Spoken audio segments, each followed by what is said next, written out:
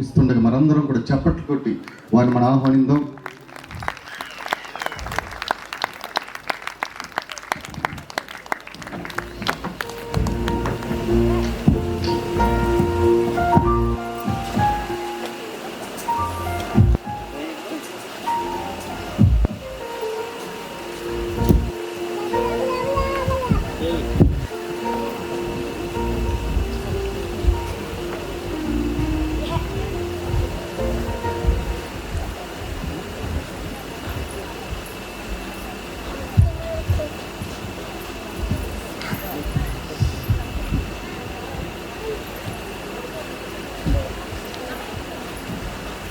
దేవుని ఘనమైన శ్రేష్టమైన పరిశుద్ధమైన నామమునకు మహిమ ఘనత ప్రభువులు కలుగును గాక. కొంచెం స్పందించిన ఆమె. మన ప్రభువును లోక రక్షకుడు యేసుక్రీస్తు పరిశుద్ధ శ్రేష్ఠ నామములు ఈరోజు ఈ సభలకు ఇచ్చేసినటువంటి మీ అందరికీ ప్రభు యేసుక్రీస్తు నామములో మా యేసుక్రీస్తు ప్రార్థన మందిర పరిచయం నుంచి, సహవాసం నుంచి, సంఘాన్ని నుంచి మీ అందరికీ నా ప్రత్యేక వందనాలు తెలియజేస్తున్నాను. నమస్కారం చెప్పినప్పుడు ప్రతి నమస్కారం చెప్పిన సంస్కారం అందరికి వందనాలండి. నన్ను ఇక్కడికి ప్రేమతో ఆహ్వానించిన ప్రియ దైవజనుడు, నాకు తండ్రి సమానులు యేసుపాదమయ్య గారికి, అన్నమణి అమ్మగారికి ఇద్దరికి నా ప్రత్యేక వందనాలు తెలియజేస్తున్నాము. దేవుడు వారితో నాకు ఇచ్చిన మంచి సహవాసం కొరకు నేను ప్రభువుని స్తుతిస్తున్నాను. మరి ప్రాముఖ్యంగా సభల యొక్క ఆర్గనైజర్ గారు బ్రదర్ శామ్యూల్ గారికి కృష్ణంలో ప్రత్యేక వందనాలు తెలియజేస్తున్నాను.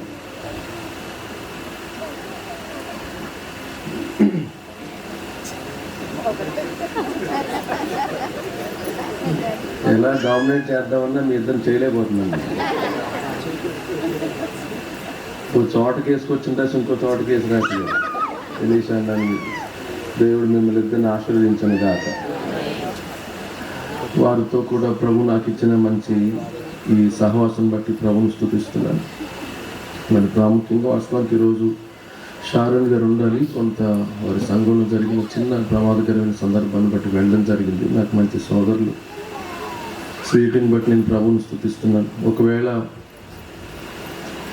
నాకే కనుక తోడబుట్టిన చెల్లి ఉంటే స్వీటీ లాగానే ఉండేదేమో అని చెప్పడం ఏం సంకోచం లేదు. నేను ఎంతమందికి చెప్పుకుంటాను ఈ మాట.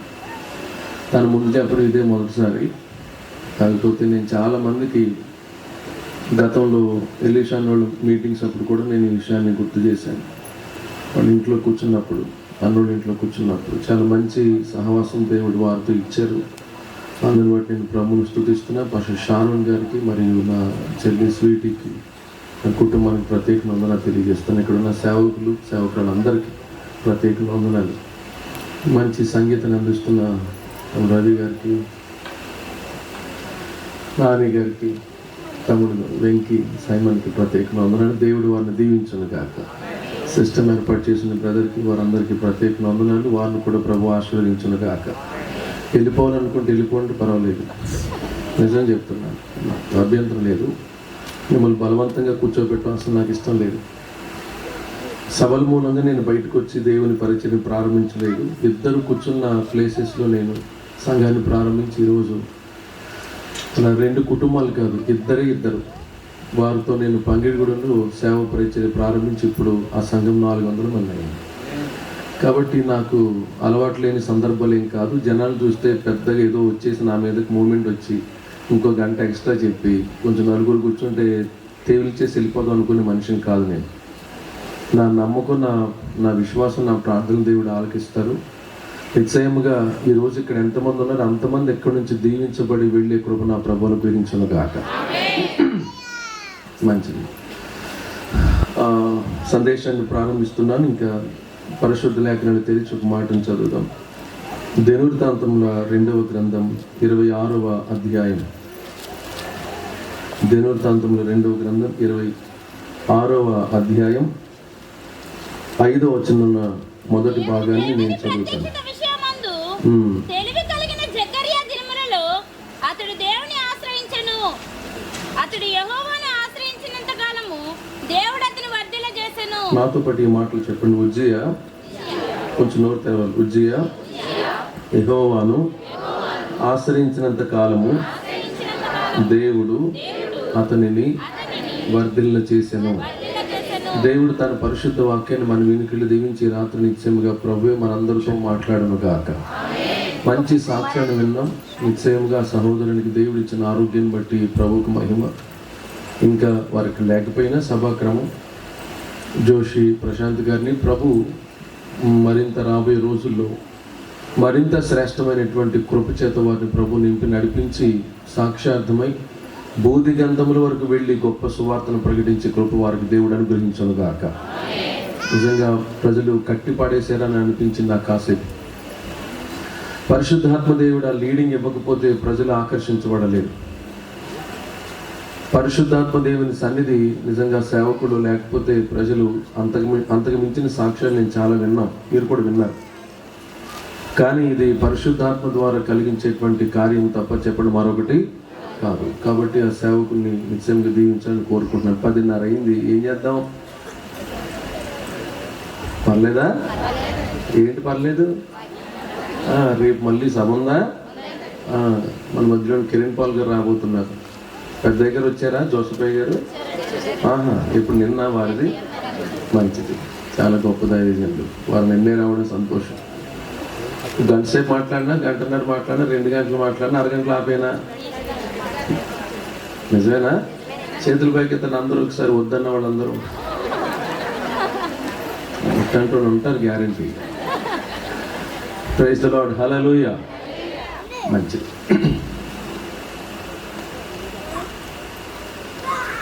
దేవుని ఆశ్రయించినంత కాలం దేవుడు అతన్ని వర్ధిల్ల చేస్తానే ఉండెను అని రాయబడింది. నా సందేశం ప్రారంభించే ముందు 3 మాటలు. నేను కూడా చాలా త్వరగా వెళ్ళాలి. నేను బైబిల్ సెమినార్లో ఉన్నాను ఇప్పుడు. డే అంతా వీళ్ళు బైబిల్ సెమినార్లో, బైబిల్ క్లాసెస్లో తరఫీదు అవుతున్నటువంటి దేవుని సేవకులు, మీరందరూ వాళ్ళని ఆశీర్వదించండి. వాళ్ళు గొప్ప సేవకులు ఇవ్వాలేస్తున్నాము. ఆమేన్. ఇంకా చాలామంది ఏలూరు చర్చిలో ఉన్నారు ప్రస్తుతానికి. సో మళ్ళీ ఎర్లీ మార్నింగ్ 5 o'clockకి 5:30కి వర్షిప్ స్టార్ట్ అవుతుంది. డే అంతా మందిరంలో ఉండి దేవుని వాక్యాన్ని క్లాసెస్గా వినేటువంటి సమయం. కాబట్టి నేను చాలా ఎర్లీగా వెళ్ళాలి. నేను కూడా తొందరగానే ఉన్నాను. మీరు అధైర్యపడాల్సిన అవసరం లేదు. ఒక 45 నిమిషాలు మహా ఎక్కువ అనుకుంటే. అలాగని సమయాన్ని వృధా చేయను. రెండవది పైన మాటలు చెప్పేసి వెళ్ళిపోను. ప్రశాంతంగా దేవుని వాక్యాన్ని విందాం. వినే ముందు 3 మాటలు నేను ఎక్కడికి వెళ్ళినా చెప్తాను. నేను ఎవరు విమర్శించడానికి రాలేదు. మన దేశం సెక్యులరిజం అనడానికి ఏమాత్రం సంకోచం లేదు. ఓ మంచి మత భావోద్వేగాలు కలిగినటువంటి ప్రాంతం అని చెప్పడానికి ఏమి సంకోచం లేదు. అందుకని క్రైస్తవ మీటింగ్ ఇక్కడ జరుగుతుంది, అక్కడ ఒక టెంపుల్ ఉంది. కాబట్టి వీటిని బట్టి మనం అర్థం చేసుకోవచ్చు మనం ఎంత మంచి వాతావరణం ఉన్నామో. అట్లాగనే ఈ గ్రామంలో ఉన్న అన్ని మతాల వారు ప్రభు వారిని దీవించునుగాక. నేను అసలు ఎవరిని విమర్శించను, ఏ దేవుడి గురించి దేవతల గురించి చెప్పను. ఒకటి, నాకు అంత అవసరం లేదు. రెండోది, నాకు అసలు తెలియదు కూడా ఎవరి గురించి. ముందుగా నాకు దేవుని వాక్యం చెప్పడం తప్ప మిగతా ఎవరి గురించి మాట్లాడడం నాకు చేత కాదు, నాకు తెలియదు. ద సెకండ్ థింగ్, ఇప్పుడు చెప్పే సందేశానికి నా జీవితానికి సంబంధం లేని బోధ ఏది మాట్లాడినా సరే నేను దేవునికి లెక్కప్ప చెప్పాలి. ఇప్పుడు చెప్పే ప్రతి వాక్యం, చెప్తున్న ప్రతి మాట మీ అందరికంటే ముందు నేను దేవునికి లెక్కప్ప చెప్పాలి. కాబట్టి ఆ భయంతో నేను సందేశాన్ని ప్రారంభిస్తున్నాను. మీరు మంచి అనుభవం కలిగిన వాళ్ళు, చాలా శ్రేష్టమైన సేవకులను. రేపు రాబోతున్న దైవజనులు కిరణ్ పాల్ గారు నా మంచి మిత్రుడు, మంచి దైవజనులు. వారు రేపు మంచి సందేశాన్ని అందించబోతున్నారు. ఇలాగున్న అనేక మంది గొప్ప సేవకులు కలిగినటువంటి ప్రాంతం ఈ ప్రాంతం. ఇక్కడ ఉన్నటువంటి ఎలీషా అయినా, వారి 2 అన్నదమ్ములైనా, తర్వాత యేసుపాదమయ్య గారు, మరి కొంతమంది సేవకులు, ఇక్కడ అనేక మంది భక్తులైన వాళ్ళని పిలుచుకొని చాలా చక్కటి సందేశాలు అందించడానికి దేవుడు వారికి ఇచ్చిన ప్రేరణ బట్టి దేవునికి మహిమ కలుగును గాక. కాబట్టి రేపు కూడా మంచిగా దేవుని వాక్యం వినండి. ఇక విషయానికి వెళదాం. మీరు మంచి అనుభవం కలిగిన సేవకుల చేత వాక్యాన్ని వింటున్నారు కాబట్టి మీరు కూడా మంచి అనుభవం కలిగిన వాళ్ళే. మీరు అనుభవం కలిగిన వాళ్ళు అయినను ఈ రాత్రి నాకు ఏమి తెలియదు అనుకుంటూ దేవుని వాక్యాన్ని వినండి. అలా వినగలిగితేనే పరిశుద్ధాత్మ దేవుని కార్యం జరుగుతుంది. అలా కాకుండా నాకు తెలుసులే, నేను విన్నానులే, నాకు ఆ మాట విన్నాను, ఇది నాకు తెలుసులే అనుకుంటే వాక్యం అర్థం కాదు. ప్రశాంతంగా తలపైకెత్తి, మీరు ఇంకా బైబిల్ తెరవలసిన అవసరం లేదు. ప్రశాంతంగా తలపైకెత్తి దేవుని వాక్యం జాగ్రత్తగా వినండి. ఇక్కడ రాయబడుతున్న మాట చివరిలో ప్రార్థన చేస్తాను. దేవుని ఆశ్రయించినంత కాలం దేవుడు అతను వర్ధలు చేశాడట. ఇక్కడ కూర్చున్న వాళ్ళు వ్యవసాయమైనా, వ్యాపారమైనా, చదువులైనా, ఉద్యోగాలైనా, నీట్ అయినా, ఎంసెట్ అయినా, మీరు దేనికి సిద్ధపడితే ఈ ప్రాంతానికి వచ్చి దేవుడు ఏదన్నా ఒక్క మాట మాట్లాడితే బాగుండును అని అనుకుని వచ్చుంటే నిశ్చయముగా నేను కోరుకుంటున్నాను, నా దేవుడు మిమ్మల్ని అందరినీ వర్ధిల్ల చేయునుగాక. ఇన్ ఎవ్రీ సెక్టర్, ప్రతి విధానంలో కూడా, అన్ని విధానాల్లో నా దేవుడు మిమ్మల్ని అందరినీ ఆశీర్వదించాలని, అన్ని విధానాల్లో నా ప్రభు మిమ్మల్ని దీవించాలని నిండు మనసుతో నేను కోరుకుంటున్నాను.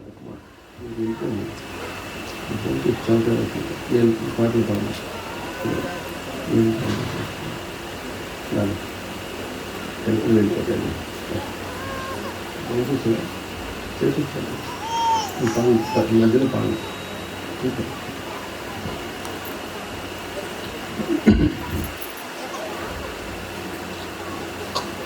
ప్రతి విషయంలో కూడా దేవుడు అతన్ని ఆశీర్వదించాడు అని రాయబడిన వాక్యంలో. దావీదు తర్వాత అంత అద్భుతమైన పరిపాలన చేసిన వాళ్ళలో వేళను లెక్క పెట్టేయచ్చు. దావీదు తర్వాత అన్ని యుద్ధాలు, దావీదు తర్వాత అంత మంచి పరిపాలన ఉజ్జియా, ఆసా, హిజ్కియా అని వాళ్ళు చేస్తున్నారు. ఈయన గురించి చాలా చిత్రమైన మాటలు రాయబడ్డాయని అనిపిస్తారు. మీరు ఆలోచిస్తే ఈ రాయబడుతున్న ఉజ్జియా గురించి రాయబడిన ప్రతి మాట, రాయబడుతున్న ప్రతి మాట, ఇక్కడ మనం ధ్యానం చేయబోతున్న ప్రతి మాట అసలు ఇది పాత నిబంధన, క్రొత్త నిబంధన అన్నట్లుగా ఉంటుంది.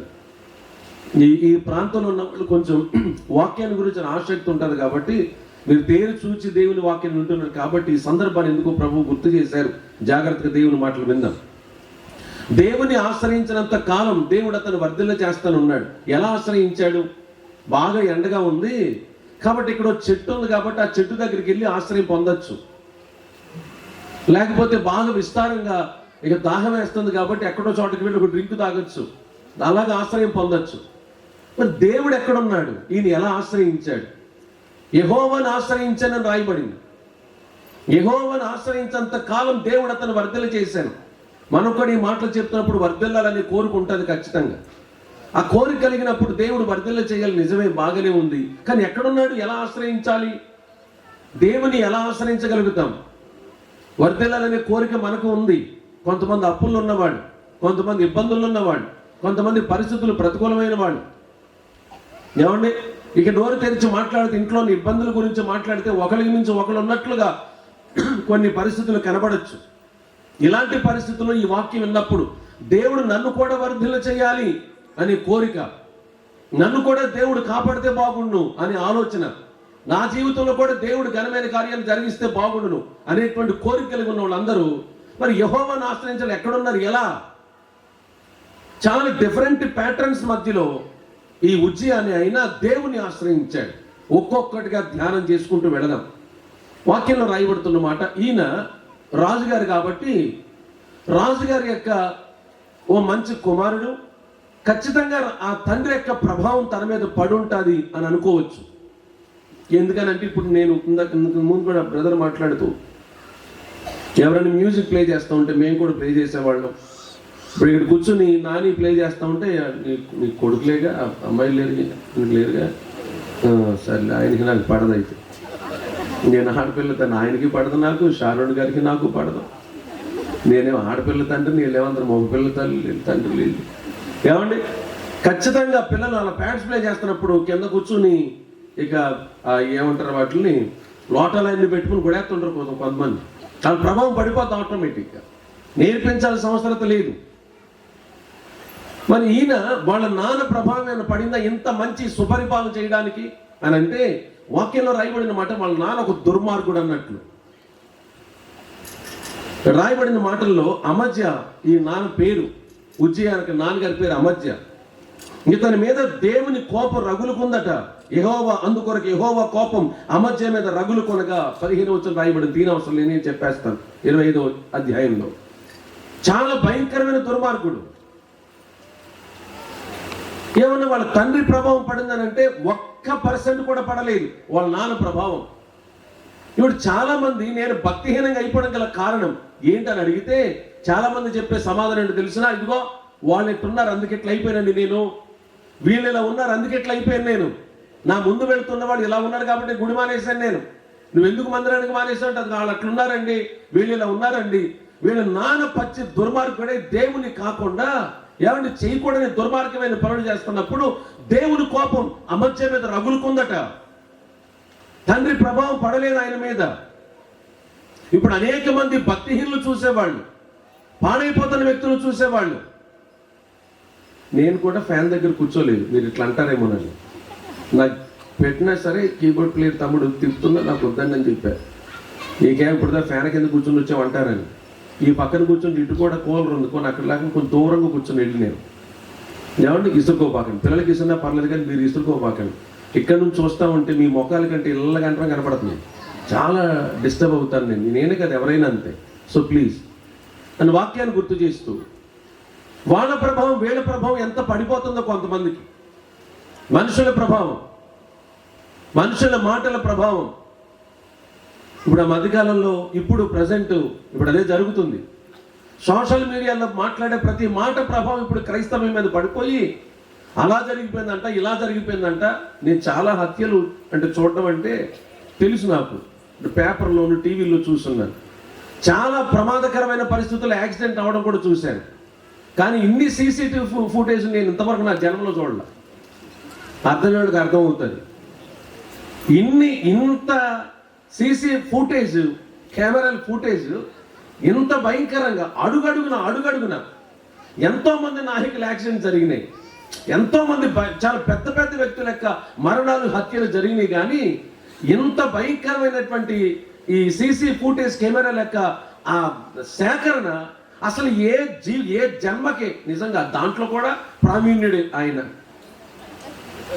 దాంట్లో కూడా ప్రావీణ్యుడే. నాకు అది మాట్లాడడం చాలా సంతోషంగా ఉంది. నిజంగా ప్రావీణ్యుడే. పెద్ద పెద్ద మాటల్లో చేత కాదు కానీ నాకు, నేను అసలు సోషల్ మీడియాకి ముందు రావడం నాకు ఇష్టం ఉండదు. ముందు నేను చాలా వెనకాల ఉంటాను. నేను లైవ్ మెసేజ్లు కానీ ఇలా కొంచెం చిరాకు ఉంటుంది. దానికల్లా కారణం కొంతకాలం మీకు తెలుసుద్దులేదు. ఏమండి ఆయన నేను చెప్పగలిగిన మాట, ఒక వ్యక్తి చచ్చిపోతే మనుషుల చేత ఆకర్షించబడితే అంతమంది కలుస్తారా? అది దేవుని కార్యం కాదా? ఒక రకమైన మనసులో భావం కలిగి మనం అందరూ వెళ్ళాలి రోడ్డు మీదకి అనేటువంటి మాటలు ఎలాగొచ్చినాయి? 2 రాష్ట్రాలలో క్రైస్తవులందరూ ఒక్కసారిగా రోడ్డు మీదకి వచ్చానికి గల కారణం ఇది దేవుడు ఆకర్షించిన పని కాదంటారా? దేవుడు ఆకర్షించకపోతే మనుషుల భావం ఎలా కలుగుద్ది? సాక్షాత్తు దేవుడి మాటలు, నేనైతే 4 రోజులు అసలు అన్నం కానీ, టిఫిన్ కానీ, బ్రేక్ఫాస్ట్ కానీ ఏమీ తినలేదు. 4 days అట్లా ఉండిపోయాను నేను. నాకు ఎప్పుడు ముఖపరిచయం లేదు. నేను ఎప్పుడు డైరెక్ట్గా ఆయన చూడలేదు. నన్ను ఆయన ఎప్పుడు చూడలేదు. అప్పుడప్పుడు ఎప్పుడైనా ఇలా మీటింగ్ అయిన తర్వాత అలా నేను కార్లో వెళ్తున్నప్పుడు ఎప్పుడైనా అవకాశం ఉంటే వాక్యాలు యూట్యూబ్లో ఉంటే చూడటం తప్ప అంతకు మించి నాకు పెద్ద పరిచయం లేదు. కానీ ఆ మనిషి ఆకర్షించబడ్డానికి గల కారణం ఇది దేవుని కార్యం కాదా? అన్ని లక్షల మంది ప్రజలు ఏదో పెద్ద నాయకుడికి వచ్చినట్లుగా ఎన్ని సంవత్సరాల్లో మహా అయితే ఆయన గురించి తెలుగు క్రైస్తవ ప్రపంచం తెలుసుకుంది ఒక 2 years బట్టి అనుకుంటున్నా నా సెన్స్ ప్రకారం. ఒక 2 సంవత్సరాల్లో ఏమండి ప్రపంచం, తెలుగులో ఉన్న క్రైస్తవ ప్రపంచం అంతా కదిలొచ్చే విధంగా ఓ కార్యం జరిగిందంటే దేవుని కార్యం కాకపోతే ఏమంటే మనుషులు కదలగలుగుతారా? ఇప్పుడు ఇష్టానుసారంగా మాట్లాడుతున్నారు ప్రజలు. ఏంటి అన్నిసార్లు తాగేసి ఈ ఎల్బీ నగర్లో మొదలెట్టిన ఆయన ఏమండి ఇక కొవ్వూరు వచ్చేదాకా తాగుతానే ఉన్నా సరే అన్నిసార్లు ఎంత తాగాడో, ఎక్కడ కొన్నాడు, ఏంటో ఇవన్నీ మాట్లాడుతున్నప్పుడు ఎంత చిత్రంగా ఉందో, ఎంత విచిత్రమైన సందర్భం. కానీ కొంతమంది నమ్ముతున్నారు ఆ విషయాన్ని. ప్రభావం, మనుషుల మాటలెక్క ప్రభావం, వ్యక్తుల మాటలెక్క ప్రభావం, చెడిపోయే వ్యక్తుల యొక్క ప్రభావం. కొంతమంది పడి అంట తాగున్నాళ్ళు ఏంటే ఇప్పుడు ఏమైందని ఆ మాటకు వచ్చేసారు ఆఖరికి. ఎంత చిత్రమైన విషయం. ఏంటి 2 కంపెనీలు మెయింటెనెన్స్ చేసే CEO రోడ్డు పక్కన కూర్చొని తాగుతాడని నమ్ముతావా? ఏమంటే చిన్న వ్యక్త, తనేం జనరల్ మేనేజర్ కాదు, CEO. ఏ భాషలోనైనా ప్రావీణ్యంగా మాట్లాడగలిగిన వాడు, చాలా ఉన్నతమైన చదువుకున్నవాడు, రోడ్డు పక్కన దొరికేటువంటి చీప్ లెక్కను తీసుకెళ్లి తాగే వ్యక్తిత్వం కలిగినవాడా. మనుషులు మాట్లాడుతూ నమ్మేస్తున్నారు ప్రజలు. నా సబ్జెక్ట్ అంతా ఇప్పుడు ఆయన గురించి చెప్పాలని కాదు. మనుషుల మాటలక ప్రభావం ఎలా పడిపోతుందో. ఉజ్జయ్య పడనివ్వలేదు, వాళ్ళ నాన్న ప్రభావం పడనివ్వలేదు, వాళ్ళ నాన్న యొక్క మాటల ప్రభావం పడనివ్వలేదు. తను ఏ స్టాండ్ తీసుకున్నాడో అదే స్టాండ్ మీద ఉండిపోయాడు. తను ఏ దేవుని నమ్ముకున్నాడో అదే దేవుని మీద ఉండిపోయాడు. వాక్యంలో రాయబడుతున్న మాట నా వ్యవహార శైలి మాట జ్ఞాపకం చేస్తాను. ఓ రోజు ఇట్లాగే విస్తారమైన జన సమూహం వచ్చి ఒక్కొక్కడు వచ్చి స్టేజ్ మీదకి వచ్చి రాజుగారికి అప్రిషియేట్ చేస్తూ, లేకపోతే ఆయనకి విషయం చెప్తున్నారు. పుట్టినరోజు శుభాకాంక్షలని అందరి దగ్గర అందరు ఇచ్చేటువంటి మంచి మంచి బొకేస్ లేకపోతే బంగారాలు గిఫ్ట్లన్నీ తీసుకుంటున్నాడు. ఆయన కూడా సంతోషపడుతున్నాడు. ఈ లోపల ఒక్కసారిగా ఓ చొక్క మెరిసి ఒక అమ్మాయి వచ్చి నేను కూడా గిఫ్ట్ తీసుకొచ్చాను. ఏంట్రా బాబా గిఫ్ట్ అని చూస్తే ఆమె పరిగెత్తుకు వెళ్ళిపోయి, మీకు అర్థం కావాలి కాబట్టి చెప్తున్నా, అప్పుడు జరగకపోయినా సందర్భంతో జరిగింది, మిగతా జరగల నా ఊహ. ఏమండి వెళ్ళి మైక్ సెట్ ఆయనకి సెల్ ఫోన్ ఇచ్చి పిన్ని పెట్టమని చెప్పి పాట ఆన్ చేసుకుని మధ్యలో నిలబడి ఇక నాట్యం చేయడం మొదలెట్టింది. అభినయం, ప్రజల్ని ఆకర్షించే అభినయం, విస్తారమైనటువంటి ఇక ప్రజలందరూ ఆకర్షించబడిపోతున్నారు. రాజుగారు అయితే మంత్రముగ్ధులైపోయాడు. అబ్బా ఏమి నాట్యంరా బాబు, ఏం వేస్తుందిరా స్టెప్పులు, అసలు ఇది ఎక్కడ చూడలేము, ఎప్పుడు నేర్చుకుందరా బాబు ఈ పిల్లని చెప్పి ఆకర్షించబడిపోతూ అలా చూస్తూ ఉంటే పాట అయిపోయింది, డ్యాన్స్ అయిపోయింది. రాజుగారు లేచి నిలబడి, అమ్మాయి ఏమి వేసావే బాబా, అబ్బా ఏమి నాట్యం. నాకు అనిపిస్తుంది ఈ ఆనందంలో నీకేం కావాలో కోరిక ఇచ్చేస్తా, నీకేం కావాలి. ఈ పిల్ల ఆలోచిస్తుంది ఏం అడిగితే బాగుండు. నువ్వు ఆలోచించుకోలేకపోతావు, నేనే చెప్తాను కానీ రాజ్యంలో సగమట్టుకు ఇచ్చేస్తా, తీసుకుంటావా? తీసేసుకుని రాజ్యంలో సగమట్టుకు తీసేసుకుని ప్రశాంతంగా ఓ మూలకెళ్ళి ఓ రాజ్యానికి అధినేతగా రానిగుంటే బాగుండేది. నేరుగా వాళ్ళ అమ్మ దగ్గరికి వెళ్ళి అడుగుతుంది, అమ్మా ఇదిగో రాజుగారు అడిగాడు నన్ను, నీ ఇష్టం వచ్చిన కోరిక నువ్వు కోరుకున్నది ఇస్తానన్నాడు. అమ్మా ఏమడగమంటావు, నన్ను చూడండి, నన్ను ఏమడగమంటావు? ఏమన్నాడే, రాజ్యంలో సగమట్టుకి ఇస్తానన్నాడు. తెచ్చేయి రాజ్యంలో సగమట్టు అనున్న బాగుండేది. వాళ్ళ అమ్మ అడుగుతూ మాట్లాడుతూ బాప్తిస్మం ఇచ్చి యోహాను యొక్క తలనరికి తీసుకురమ్మన్నాడు. వెంటనే ఈ అమ్మాయి ఇక ఆలోచన లేదు, ఇది సరైంది కాదు ఆలోచన లేదు. వాళ్ళ అమ్మ ప్రభావం, ఇది కరెక్ట్ కాదా, ఇది చెయ్యొచ్చనా, ఇది చేయకూడదా, ఇలా ఉండొచ్చునా, ఇలా ఉండకూడదా, మనం ఇలా చెయ్యొచ్చునా, ఇలా చేయకూడదు అనేటువంటి ఇంకిత జ్ఞానం లేదు. ఆమె చెప్పింది ఏమి వెళ్ళి అడిగేసింది. రాజుగారు మాట ఇచ్చాడు కాబట్టి తప్పకూడదు. బాప్తిస్మం ఇచ్చి యోహాన్ని చంపేయడానికి వీళ్ళిద్దరు కారణమయ్యారు. ప్రభావం, తల్లి ప్రభావం. ఇక్కడ కూర్చున్న వాళ్ళకి సేవకునికి అమ్మాయి విను, నువ్వు పాడైపోవడానికి ఎవరు కారణం? నీ హృదయంలో పాపం పెళ్లిబిక్కుపోయి రావడానికి ఎవరు కారణమై ఉండొచ్చు? ఎగసబడిపోయి పాపం చేయడానికి ఎవరు ప్రేరేపించవచ్చు? నీ స్నేహితులు ఎవరు? నీ పాడైపోవడానికి కారణం ఎవరు? నీతో ఎవరు స్నేహం ఎవరు? నిన్ను పాపం వైపు నడిపిస్తున్న ప్రేరేపణ తీసుకెళ్తున్న మనుషులా, లేదా సెల్ ఫోనా, లేదా మరొక పరికరమా? దేని ద్వారా ఈరోజు పాపానికి ఆకర్షితులైపోయి దేవుడిచ్చే ఆశీర్వాదాలు పూర్తిగా పోగొట్టేసుకున్నారు. ఉజ్జి అయితే వాళ్ళ నాన్న ప్రభావం పడలా, మరి నీకు ఎవరి ప్రభావం పడింది? నీతోనే మాట్లాడుతున్నమాట, నువ్వే తలపైకెత్తావు. ఎవరి ప్రభావం? రోజు రోజుకి ఆధ్యాత్మిక స్థితిలో పెరగాల్సింది పోయి పూర్తిగా క్రైస్తవ్యం, ఆంధ్రప్రదేశ్లో క్రైస్తవ్యం పూర్తిగా దిగజారి వెళ్ళిపోతుంది. ఏది అప్పుడున్న ప్రాంతాలేవి, అప్పుడున్న సహవాసమేది, ముందున్న ప్రేమలు ఎక్కడున్నాయి? దేవుని వాక్యం కొరకు వెంపర్లాడుకుంటూ పరిగెత్తే రోజులు ఎక్కడున్నాయి? ఓ పక్కన దేవుని వాక్యం వినబడుతుండే నాకు దేవుని వాక్యమే ప్రాముఖ్యం అనుకునేటువంటి మనుషులు ఎక్కడున్నారు? దేవుని రాకడకు సూచనలో ఒక సూచన ఏంటంటే అంతకాలం అందట వాక్యంలో రాయబడిన మాట, అంత్య దినములందు పూర్తిగా మనుషులున్న ప్రేమ చల్లారిపోతాను రాయబడింది. దేవుని మీద ప్రేమ చల్లారిపోవట్లా. అలా చల్లారిపోవడానికి ఎవరి స్నేహం కారణం? నీ వ్యక్తిగత పవిత్రత పాడైపోవడానికి నువ్వు స్నేహం చేసి నువ్వే నీతోనే మాట్లాడుతున్నమాట. నేను ప్రార్థన చేసిన ఇక్కడికి వచ్చాను, నేను ఫాస్టింగ్తో. నాకు అదొక క్రమం అలవాటు అయిపోయింది. ఈ మధ్యన ఎక్కడికి వెళ్ళినా సరే ఫాస్టింగ్తోనే, కటిక ఉపవాసంతో. ఏమండి ఇంకా ఎంత టెంప్ట్ చేసిన వాళ్ళు ఏం పెడతానన్నా సరే ఇక్కడ పరిశుద్ధాత్మ దేవుని కార్యం ఏదో ఒకటి జరగాలి, మనుషుల్లో దేవుని ఆత్మ కార్యం జరగాలి. వాక్యం విన్న తర్వాత అబ్బాయి ఈరోజు బలేవందన వాక్యం అనుకోవడం కాదు, మనసులో నొచ్చుకొని మేము దేవుని కొరకు ఏం చేయాలని ఒక కోరిక పుట్టాలన్న ఆలోచనతో సేవకునికి మాట నిన్నే నీతోనే మాట్లాడుతున్నమాట. నువ్వు తలదించుకున్నా, అటు చూసినా, పిల్లల్ని ప్యాంపర్ చేస్తున్నా, ఇంకొక పని చేస్తున్నా, నీతోనే సూటిగా నీ చెవుల్లోంచి నీ మనసులోకి వెళుతున్న మాట ఇది. ఎంత ప్రభావం నీ మీద పడింది? మనుషుల ప్రభావం, పాడైపోయే వ్యక్తుల యొక్క ప్రభావం, చెడిపోయిన వ్యక్తుల యొక్క ప్రభావం, పాపం చేసే వ్యక్తుల యొక్క ప్రభావం. రెచ్చగొట్టే వ్యక్తుల యొక్క ప్రభావం, నీ శరీరాన్ని, నీ పవిత్రతను పోగొట్టే భయంకర వ్యక్తుల యొక్క ప్రభావం నీ మీద ఎంత పడి నువ్వు నాశనం అయిపోయే స్థితికి వెళ్ళావు. ఉజ్జియా మాత్రం వాళ్ళ నాన్న ప్రభావం పడల. మరి ఎలా, ఏం జరిగింది? వాక్యంలో రాయబడుతున్న మాట ఏంటి తెలిసిన? ఇదే అధ్యాయం, ఇక మరలా ఏ అధ్యాయం చూడకుండా 3వ వచనంలో ఒక మాట రాయబడింది. ఉజ్జియా ఏలన ఆరంభించినప్పుడు 16 ఏళ్ల వాడై యెరూషలేమును 52 సంవత్సరములు ఏలెను.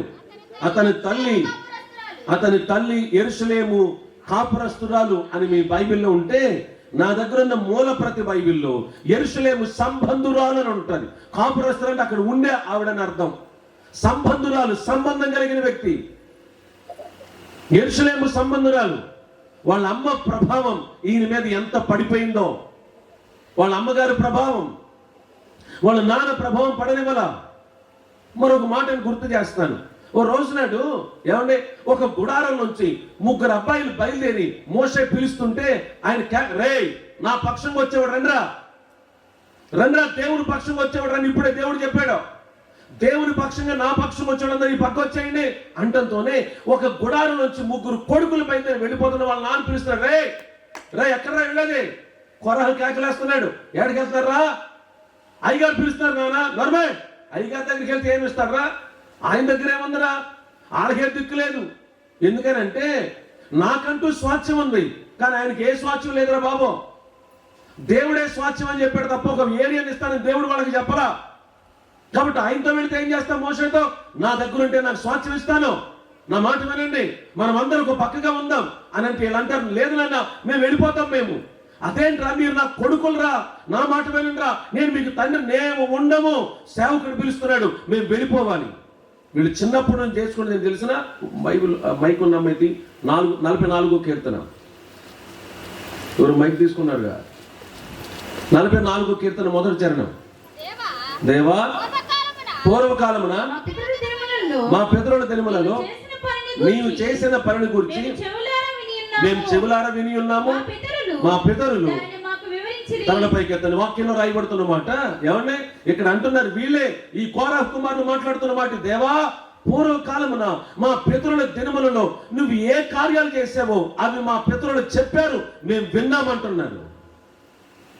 వీళ్ళ పితరులు చెప్పిన మాటల యొక్క ప్రభావం పడింది. రే మిమ్మల్ని మాట ప్రశ్న అడుగుతాను, వెరీ సింపుల్ లాజిక్, పెద్ద ప్రశ్న కాదు. ఎర్ర సముద్రం పాయలవడానికి ఇజ్రాయేలు విశ్వాసం ఏమన్నా ఉందా? మాట్లాడినాక అసలు 1% కూడా లేదు. నా వ్యక్తిగత అభిప్రాయం, మీరు కూడా దానికి ఏకీపిస్తున్నారు అనుకుంటున్నా. అదే నిజమైతే కనుక ఎర్ర సముద్రం ముందుకు రావడంతోనే ముందు కనబడటంతోనే రాళ్ళు పట్టుకుని మోషే చంపడానికి రారు, దేవుడు మాకు జయమిస్తాడని చెప్పాలి.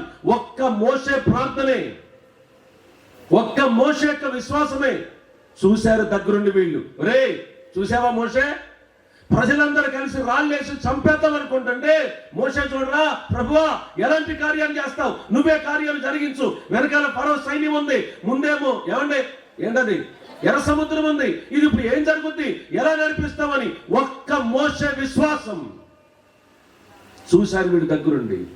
అప్పుడు నాన్న బెటరా మోషే బెటరా? ఇప్పుడు ఆలోచించాల్సిన మాట మీరు కూడా ఆలోచించండి. నేను తల్లిదండ్రులకు దూరం అవ్వను కాదు, మీ వ్యక్తిగత పవిత్రతకి దూరం అయిపోవడానికి ఏ ప్రభావం పడుతుంది? నువ్వు భక్తిగా ఉండడానికి ఎవరిని ఒక మంచి మెంటర్గా పెట్టుకోగలుగుతున్నావు? పాటలు పాడడానికి ఒక మెంటర్ ఉంటారు. అబ్బా ఆవిడ భలే పాడుతుందిరా, నా పాటలు వెనుకున్న సాహిత్యానికి, నా పాటలు వెనక సాహిత్యానికి దైవజనులు సాక్షిశేషులు మా గురువు గారు దైవజన్ రాజ్బాబు గారు నాకు ఇన్స్పిరేషన్. రాజ్బాబు గారు అంటే విన్నారా పేరు?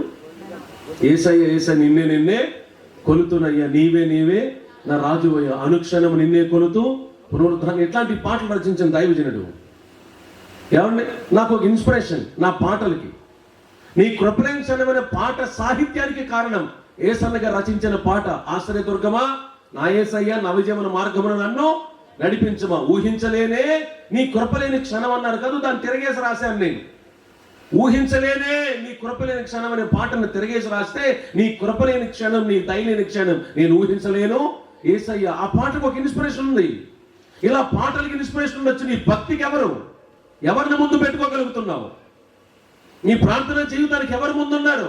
నాశనం అవ్వడానికి ఎంతమందిని ముందు పెట్టి నడుస్తున్నావు? నువ్వే యవనస్తురాలా? పాడైపోవడానికి ఏ ఫోన్లు పెట్టుకుని నడుస్తున్నావు? నీ వ్యక్తిగత పవిత్రత పాడైపోవడానికి ఏ చాటింగ్స్? గ్రంథంలో వీళ్ళ పేరట కొన్ని కీర్తనలు రాసి వీళ్ళ పేర్లు పరిశుద్ధ గ్రంథంలో ఎక్కగలిగిన స్థాయిని దేవుడిచ్చాడు. స్తోత్రం కలుగునగాక. కొట్ట చప్పలు కొడుతూ దేవునికి స్తోత్రం చెప్పండి గట్టిగా. ఎల్లకాలం నిలుచుండి. మీకు తెలియదేం కాదు, భూమి గతించిపోతుంది. చెప్పండి, ఆకాశం గతించిపోతుంది. ఎన్నటెన్నటికి నిలుచుండే దేవుని వాక్యంలో కొరాహు కుమారుల పేరట కొన్ని కీర్తనలు పాడండి. ఆయన కీర్తనలు దూపి నీటి వాగుల కొరకు, దేవా నా ప్రాణం నీ కొరకు ఆశపడుతుంది, నీ మీద తృష్ణ కొనుచున్నది, నా ప్రాణమా నాలో నీ వేళ కృంగి ఉన్నాము. దేవుని యందు నిరీక్షణించు, ఆయన నా రక్షణకర్త, నా కోట, నా బలమైన దేవుడని అద్భుతమైన కీర్తనలు. బలిపీఠం వద్దనే మేము బ్రతకడానికి పిచ్చుకల నివాస స్థలం దొరికాను. ఇలాంటి అద్భుతమైన కీర్తనలను రాసి వాళ్ళ పేర్లు ఏకంగా ఈ రోజు వరకు ధ్యానం చేసుకునే కృపను దేవుడు ఇచ్చాడు. దేవుడు విడిచిపెట్టల. దానికి గల కారణం భక్తుల యొక్క ప్రభావం. వినో, పరిశుద్ధుల ప్రభావం పడింది, భక్తుల యొక్క ప్రభావం పడింది. ఇంకొకసారి ఒకవేళ గట్టిగా అరుస్తూ కేకలేస్తూ ఈ మాటలు చెప్తున్నా, సేవకునిగా భారం కలిగి మాటలు గుర్తు చేస్తున్నాను. నీ వ్యక్తిగత పవిత్రత దూరం అయిపోవడానికి నీకు ఎవరి ప్రభావం? ఈవిడ యెరూషలేము సంబంధురాలట. వీళ్ళకి యెరూషలేముతో ఎంత సంబంధం ఉంటుందో ఎందుకనో తెలిసినా, యెరూషలేములో ఉన్నది దేవుని మందిరం. అనొకసారి గట్టిగా, దేవుని సరిపోలా, దేవుని. వాళ్ళ పితరుడైన సొలొమోనుతో దేవుడు మాట్లాడి ఏమన్నా తెలిసిన, ఇదిగో సొలొమోన్, ఇక్కడ చేయబడు ప్రార్థనల మీద చెప్పండి నా కనుదృష్టి నిలుచుంది. నేను 3 సార్లు వెళ్ళాను ఇజ్రాయెల్ దేశం. ఎవరైనా వస్తారంటే తీసుకెళ్దాం అనుకోండి, వీళ్ళు ఎవరు రావట్లా.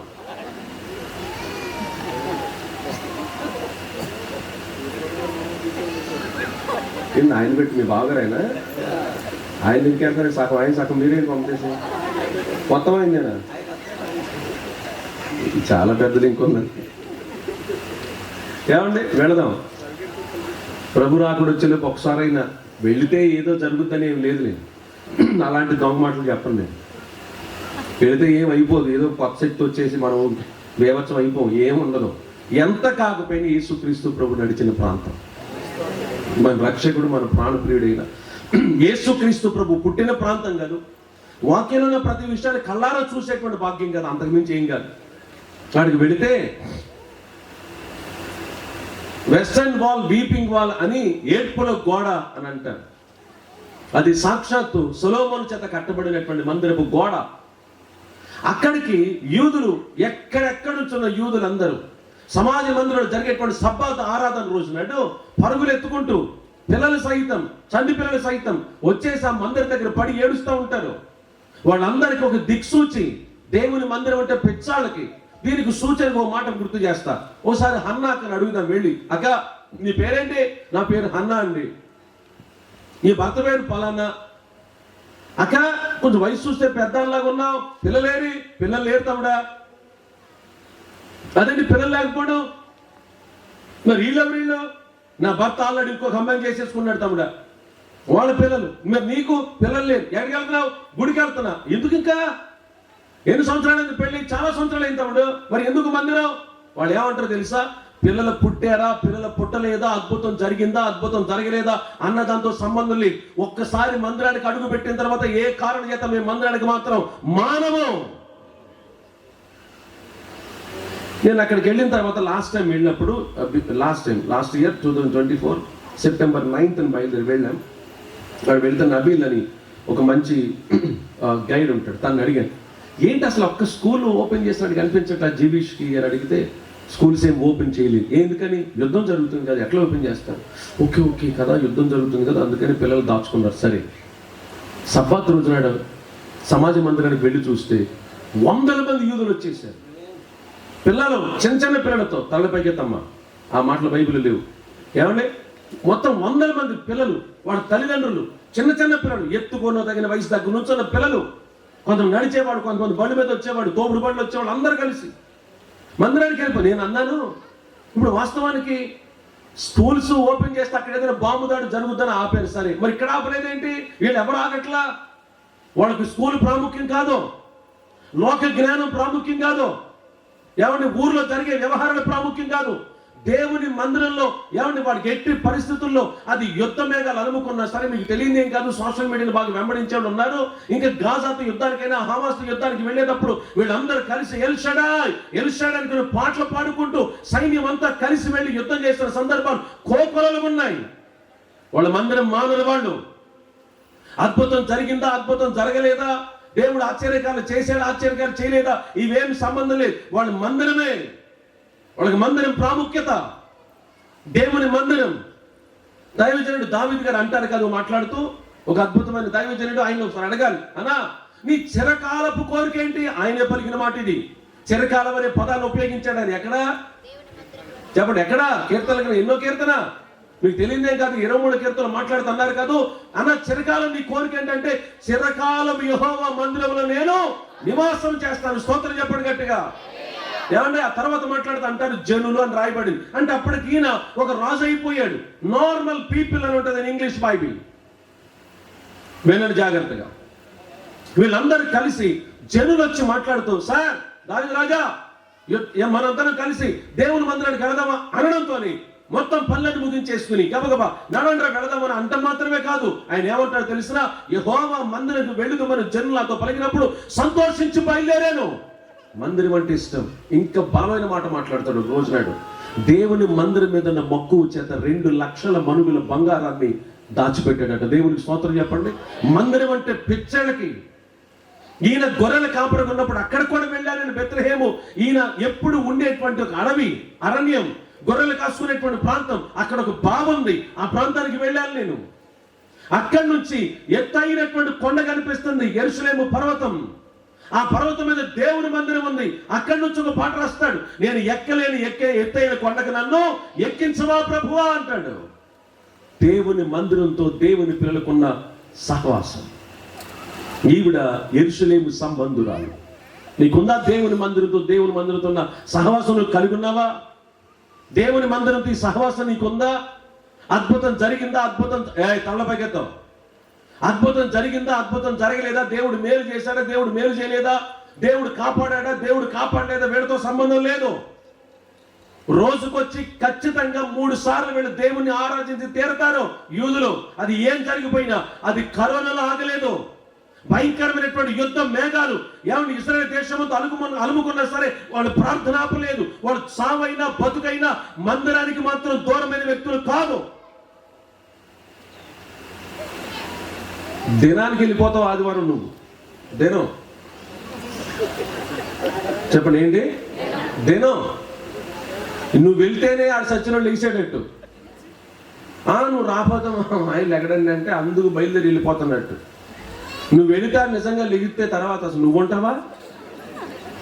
పక్కన ఫోటో నేను అనకూడదాను అనలా, నువ్వు మందే అంటున్నావు. ఏమండి వెళ్ళిపోవాలి, ఆ దినం రోజు వెళ్ళిపోవాలా. దూరపు చుట్టం పెళ్లి సంబంధం వెళ్ళిపోతావు, మంచి మ్యాచింగ్ చేరేసేసుకుని. మళ్ళీ ముందు అడుగుతున్నారు ఈ మధ్యన. మొన్న అన్నాను నేను, నాకు ఇలాంటివి వినపడితే నా దరిద్రం ఏంటి అర్థం కాదు. గుమ్మం దగ్గరికి వెళ్తున్నాను నేను, ఆ పక్కన పిల్ల లైవా లేదుగా, ఇప్పుడు అది చూసినా దేనిపోయింది అనలేదు. మా విషయాలు ఆయన చెప్తున్నాడు అంటాడు. ఏమండి పిల్ల ఫోన్ చేస్తుందిగా, చెల్లె ఇది అక్క చెల్లితో చెప్తుంది. వాళ్ళందరూ ఏమేమి చీరలు కట్టారు ఒకసారి వాట్సాప్లో పంపించు. ఎందుకని చెప్పనా? ఎందుకని అర్థం కాల. వాళ్ళకంటే కొంచెం ఇంకా బెస్ట్ చీర కట్టాలని. ఈ పిల్ల ఎక్కడి నుంచి ముందు అది ఫోటోలు పంపించి దెబ్బకి 3 చీరలు మార్చేసింది అంతే. ఆడేమో ఆడు పండుగ ఆడి పేరు అలా ఆయన రాగా కొత్త నాగా అంటారు లోపల నుంచి. ఏమండి ఇప్పుడు వెళ్ళిపోవాలి ఆదివారమే, మందిరంతో పని లేదు, క్షమించలేదు అంటున్నందుకు. ఏమండి ఎక్కడో బంతి జరుగుద్ది. బంతి అంటే తెలుసుగా, వెళ్ళిపోవాలి అక్కడికే. ముందు ఆ కార్యక్రమానికి అటెండ్ అయిపోవాలి. ఏదో నిన్నే కూర్చోబెట్టేస్తున్నట్టు. సిగ్గవసరంలా ఈ మాట విన్నప్పుడు కొంచెం బాధ కలిగితే మనం మందిరానికి మానేసి, దేవుని మందిరంతో సంబంధం లేదు. ఇప్పుడు మందిరానికి బదులుగా ఎవరు కొంతమంది ఆ రోజే హాస్టల్కి వెళ్ళిపోవడం పిల్లలు చూడడానికి, ఆ రోజే మిగతా కార్యక్రమాలు, ఆ రోజే మిగతా వ్యవహారాలు, ఆ రోజే ఏ కార్యక్రమమైన ఆదివారమే.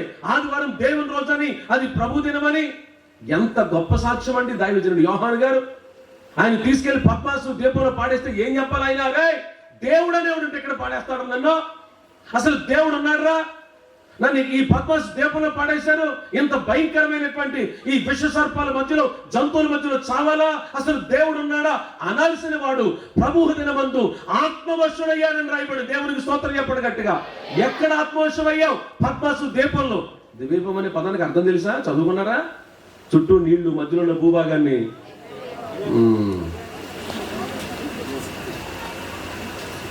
మీకు ఆయనే కరెక్ట్.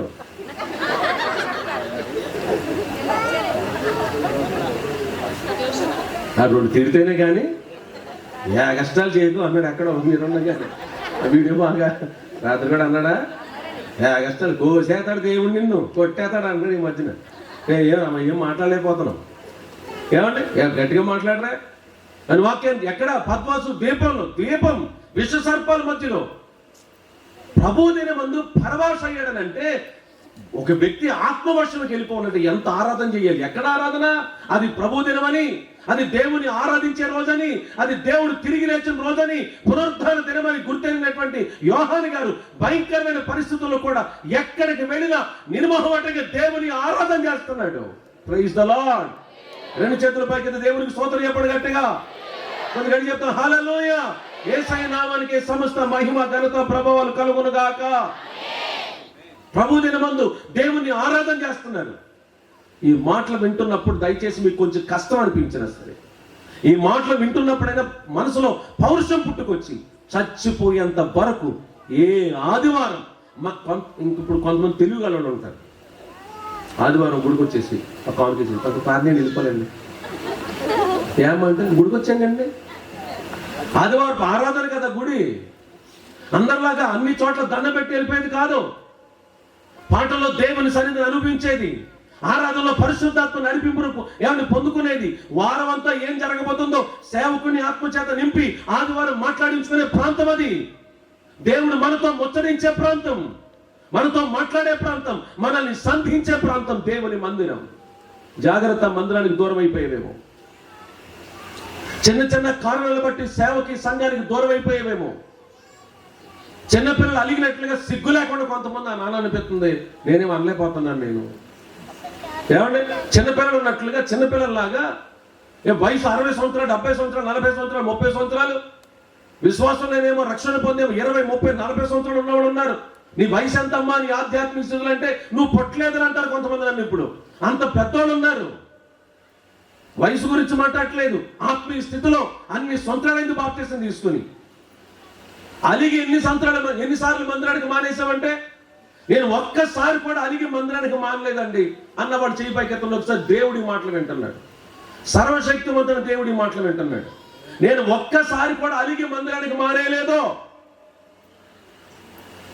ఒక్కసారి కూడా అలిగి మందిరానికి మానేలా. Raise your right hand.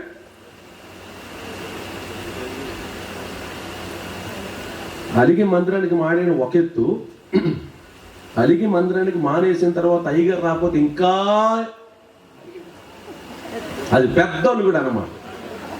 కనీసం గుడికి రాలేదనుకోండి, లేదు అయ్యగారికి ఒకసారి పలకరించాల. పాస్టర్ గారు కూడా రాలా, ఇట్టిటే తిరుగుతున్నాడు కానీ కనీసం ఎందుకు మానేసామని కూడా. ఏంటి ఎవడదే మందిరం? ఏం సంబంధం? నీకు దేవునికి సంబంధించింది మందిరం, పాస్టర్ గారిది కాదు. కాదు ఎప్పటికీ. యేసుపాదం అయ్య గారి మందిరం కాదు. క్షమించండి ఇలా అంటున్నందుకు, లేని పెన్నాలు లేదు. ఈ అనవసరం పిలిచాను బాబు, నాది కాదు అంటున్నారా అని ఆ ఉద్దేశం కాదు. ఆయన కాదు, అది దేవుని మందిరం. అందుకనే మన మందిరాల మీద మనుషుల పేర్లు లేవు. ఎవరి పేరు ఉంటుంది? ఏదో దేవుని పేరు. ఇది ఈ సంస్థ పేరేంటి? ఇంకా ఏకంగా పరలోకానికి సంబంధించిన పేరు ఇది. మనుషుల పేర్లు కాదు. జాన్ వెస్లీ పేరు కాదు. యేసుపాదం మినిస్ట్రీస్ అని లేదు అక్కడ. దేవుని మందిరం. చిన్న చిన్న దానికి అలిగి మానేస్తావా? ఓ మాట అందాం అనుకుంటున్నాం, మీరు అసలే సీరియస్గా చూస్తున్నారు, టైం అయిపోతుందని. ఆ గ్రీన్స్ ఉన్నాయి అమ్మ, ఇంకా ఎలా ఎప్పుడో బాబు ఆడ ఆపేడు. ఇప్పుడు నువ్వు మొదలైతే నువ్వు ఎప్పుడు ముగిస్తావు బాబు? ఇప్పుడు భోజనాలు ఉన్నాయా? తినేశారా? అసలు మరి ఏంటి అలా చూస్తున్నా? ఇంకా అసలు మొత్తం తేగుడు గారిపోయి నువ్వు ఆపితే కానీ మేము వెళ్ళి అన్నట్టు ఏంటి లా పెట్టారు? ఏమి యాక్షన్ అండి, ప్రభు మిమ్మల్ని దీవించును గాక. ఆమెనా? దీనిక ఓ మాట అన్నాం అంటుంటే భయం వేసి ఆగిపోతాను, ఇందాక నుంచి ఫీల్ అవుతారేమోనని. అన్నా వద్దులే బాబోయ్, లేదు సీరియస్గా ఉంటున్నాను, వద్దులే పర్లేదా. నువ్వు పాడితే మీ ఆయన అంటాడా? అక్క పాట కోసం మానేస్తున్నావుగా, పాటల కోసం మానేస్తున్నావు నువ్వే. నువ్వు పాడితే మీ ఆయనండా బెంబేలెత్తిపోయి వెళ్ళిపోతారు. అయ్యి బాబా మా ఆవిడెత్తేసిందని. దీనికెందుకు ఇచ్చారా బాబు? ఒకటి రాసేసాడు నాకు వాళ్ళ ఆవిడ సాక్ష్యం చెప్తాను నిలబడింది. మన 4 రోజులు ఇంటికాడ కోటం పెట్టి నేను చూపిస్తాను. అబ్బో నాది చిన్న బైబిల్ చర్చిలో జరిగే మీటింగ్స్కి రాసిచ్చి పంపించాడు. అన్నయ్య మీ అక్కకి మాత్రం పాట ఇది అంటే అని పిలిచాడు. వాళ్ళ ఆవిడ పేరు అవ్వమ్మ. ఏంటిది అది నేను చెప్పకో పంపిస్తు బాబు వెళ్ళిపోతాను దాని పాట. నువ్వు పాడు, లేకపోతే అమ్మగారికి కడతారు, నువ్వు దానికి మాత్రం మీ ఇద్దరు మాట్లాడుకున్న సంగతి ఆమెకు తెలియదు. సాక్ష్యం చెప్తాను నిలబడింది, నిలబడి పాడుతుంది. ఎవరో సమీపించలేని, నేను చెప్పానా అంటాడు అనుకుని వచ్చాడు వాళ్ళ ఆయన వెనకాల. నేను చెప్పానా ఎవరిదానే ఈ పాట ఏ సన్నగారు దాని సంగీతం పాట అయిపోయేదాకా నాకు తెలియదు. ఎవరో సమీపించలేని తేజస్సులో నివసించు నా దానికి 7/8 వాయించాలా? జనరల్కి అయితే 4/4 అది బీట్ ప్రకారం. మరి ఏం వాయించాలో తెలుస్తలేదు మా వాడికి. నేను చెప్పానా అన్నాడు వెనకాల నుంచి. ఈ పాట కోసం ఇవ్వకపోతే మానేస్తావా? సాక్ష్యం ఇవ్వకపోతే మానేస్తావా? నిన్ను గౌరవించకపోతే మానేస్తావా? పరలోక ప్రార్థన చెప్పండి ఒకసారి. పరలోకంలో మా తండ్రి మీ నామం చెప్పండి గట్టిగా. మీ రాజ్యము, మీ చిత్తము పరలోకం మంది ఎలాగో భూలోకంలో అలాగే కాదు. మీరు ఒకసారి ప్రకటన గ్రంథం అంతా ఒక్కసారి నేను 27 సార్లు చదివేశాను బైబిల్ గ్రంథం.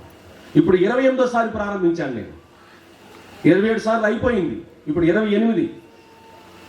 ఎన్నిసార్లు చదివాను? 24 పెద్దలను రాయబడద్దు కానీ వాళ్ళ పేర్లు రాయబడలా. 12 మంది అపోస్తులు పేర్లను రాయబడిన వాళ్ళ పేర్లు రాయబడలా. 12 మంది గోత్రకర్తలను రాయబడిన వాళ్ళ పేర్లు రాయబడలా.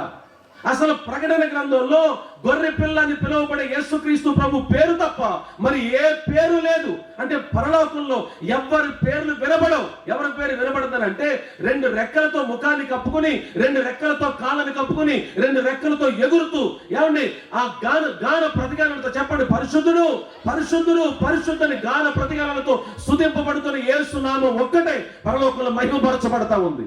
పరలోకంలో ఎలాగో చెప్పండి గట్టిగా, భూలోకంలో కూడా అలాగే. మరి మందిరంలో ఏమి వినపడ? నీ పేరా కోరుకుంటున్నావు నువ్వే. నేను అంత చేశాను, నేను ఇంత ఇచ్చాను, నేను అలా చేశాను, నేను ఎంత ఇచ్చాను, దేవుని మందిరం కోసం అంత చేశాను. నేను కొంచెం కూడా భయం అనేది లేకుండా ఆ మాటలు, దేవునికి ఇచ్చిన మాటలు అంత బహిరంగంగా ఇష్టానుసారంగా మాట్లాడడానికి, నేను అలా చేశాను, నేను ఇలా చేశాను. దేవుడే కనుక ఆలోచన వచ్చి ఏమంటే నేను ఎంత ఇచ్చాను అనుకుంటే తర్వాత ఇవ్వడానికైనా మన దగ్గర ఉంటుందా? ఆ ఆలోచన లేకుండా నా పేరు చెప్పలేదు. నీ పేరు ఎందుకు చెప్పాలి? బైబిల్ గ్రంథంలో ఎక్కడ మిగతా పేర్లు రాయబడలేదు పరలోకంలో పట్టణంలో. అది దానియేలు మాట్లాడినా ఏమండి కొంచెం సూచాయిగా ఒక ఉన్నతమైన పరమగీతాల గ్రంథంలో రాయబడినా, ప్రకటన గ్రంథంలో రాయబడిన ఎక్కడ మనుషుల పేర్లు రాయబడడానికి దేవుడు ఇష్టపడలేదు. మందిరంలో మన పేరు వినపడకూడదు, యేసు నామం ఒక్కటే వినపడును గాక. నా పేరు నా గురించి చెప్పలేదండి. మొన్న మా మీటింగ్స్కి గుండుగోలు మీటింగ్స్ పెట్టాము. 19,43,000 అయింది మీటింగ్ల ఖర్చు. 19,43,000. షారోన్ గారు వచ్చారు అక్కడికి, అంటే స్వీటీ వాళ్ళ హస్బెండ్, నా బ్రదర్ షారోన్ గారు వచ్చారు. ఇంక చాలా మంది వచ్చారు మీటింగ్స్కి. 19,43,000 అయింది. ఒక అక్క 3 లక్షలు ఇచ్చింది మీటింగ్కి. ఒక్కగానొక కూతురు వాళ్ళ నాన్న ఏమన్నా ఆయన LIC కట్టారు ఎప్పుడో ఈ అమ్మాయి పేరున. ఆయన సెంట్రల్ గవర్నమెంట్ జాబ్ చేశాడు. ఆయన LIC కట్టున్నాడు. ఆ డబ్బులన్నీ వచ్చేసినాయి. ఇంకా ఈవిడ తప్ప ఇంకెవరు పిల్లలు లేరు. తీసుకొచ్చి ఆవిడకి ఇచ్చేశారు. దాంట్లో దశంభాగం తీసి 1,15,000 అనుకుంటాను దశంభాగం తీసి, దానికి ఇంకొంత 1,90,000 రూపాయలు కలిపి మొత్తం కలిపి 3 లక్షలు తీసుకొచ్చి నాకు ఇచ్చింది. ఇచ్చి నేను అన్న పెళ్ళయింది వాళ్ళ కూతురికి, అక్క నీ అల్లుడి పేరు రక్షణ పొందేకి తెలియదు ఒకసారి చెప్పు అని రాయిపోతుంటే, ఎందుకంటే అక్క ఒకసారి నేను చెప్పొద్దు, అసలు చెప్పదు బాబు, మా పేర్లు ఏమీ వినపడలేదు, ఇది దేవుడు ఇచ్చాడు, అది మేము దేవునికి ఇచ్చాం. చెప్పండి, ఇది ఎవరు ఇచ్చారు? దేవుడు ఇచ్చాడు. ఎవరికి ఇస్తున్నావు? దేవునికి ఇస్తున్నావు. మరలా మాకు తిరిగి ఇచ్చేది కూడా దేవుడి. దీంట్లో మాదేమీ లేదు. నా పేరు ఎక్కడ చెప్పద్దు.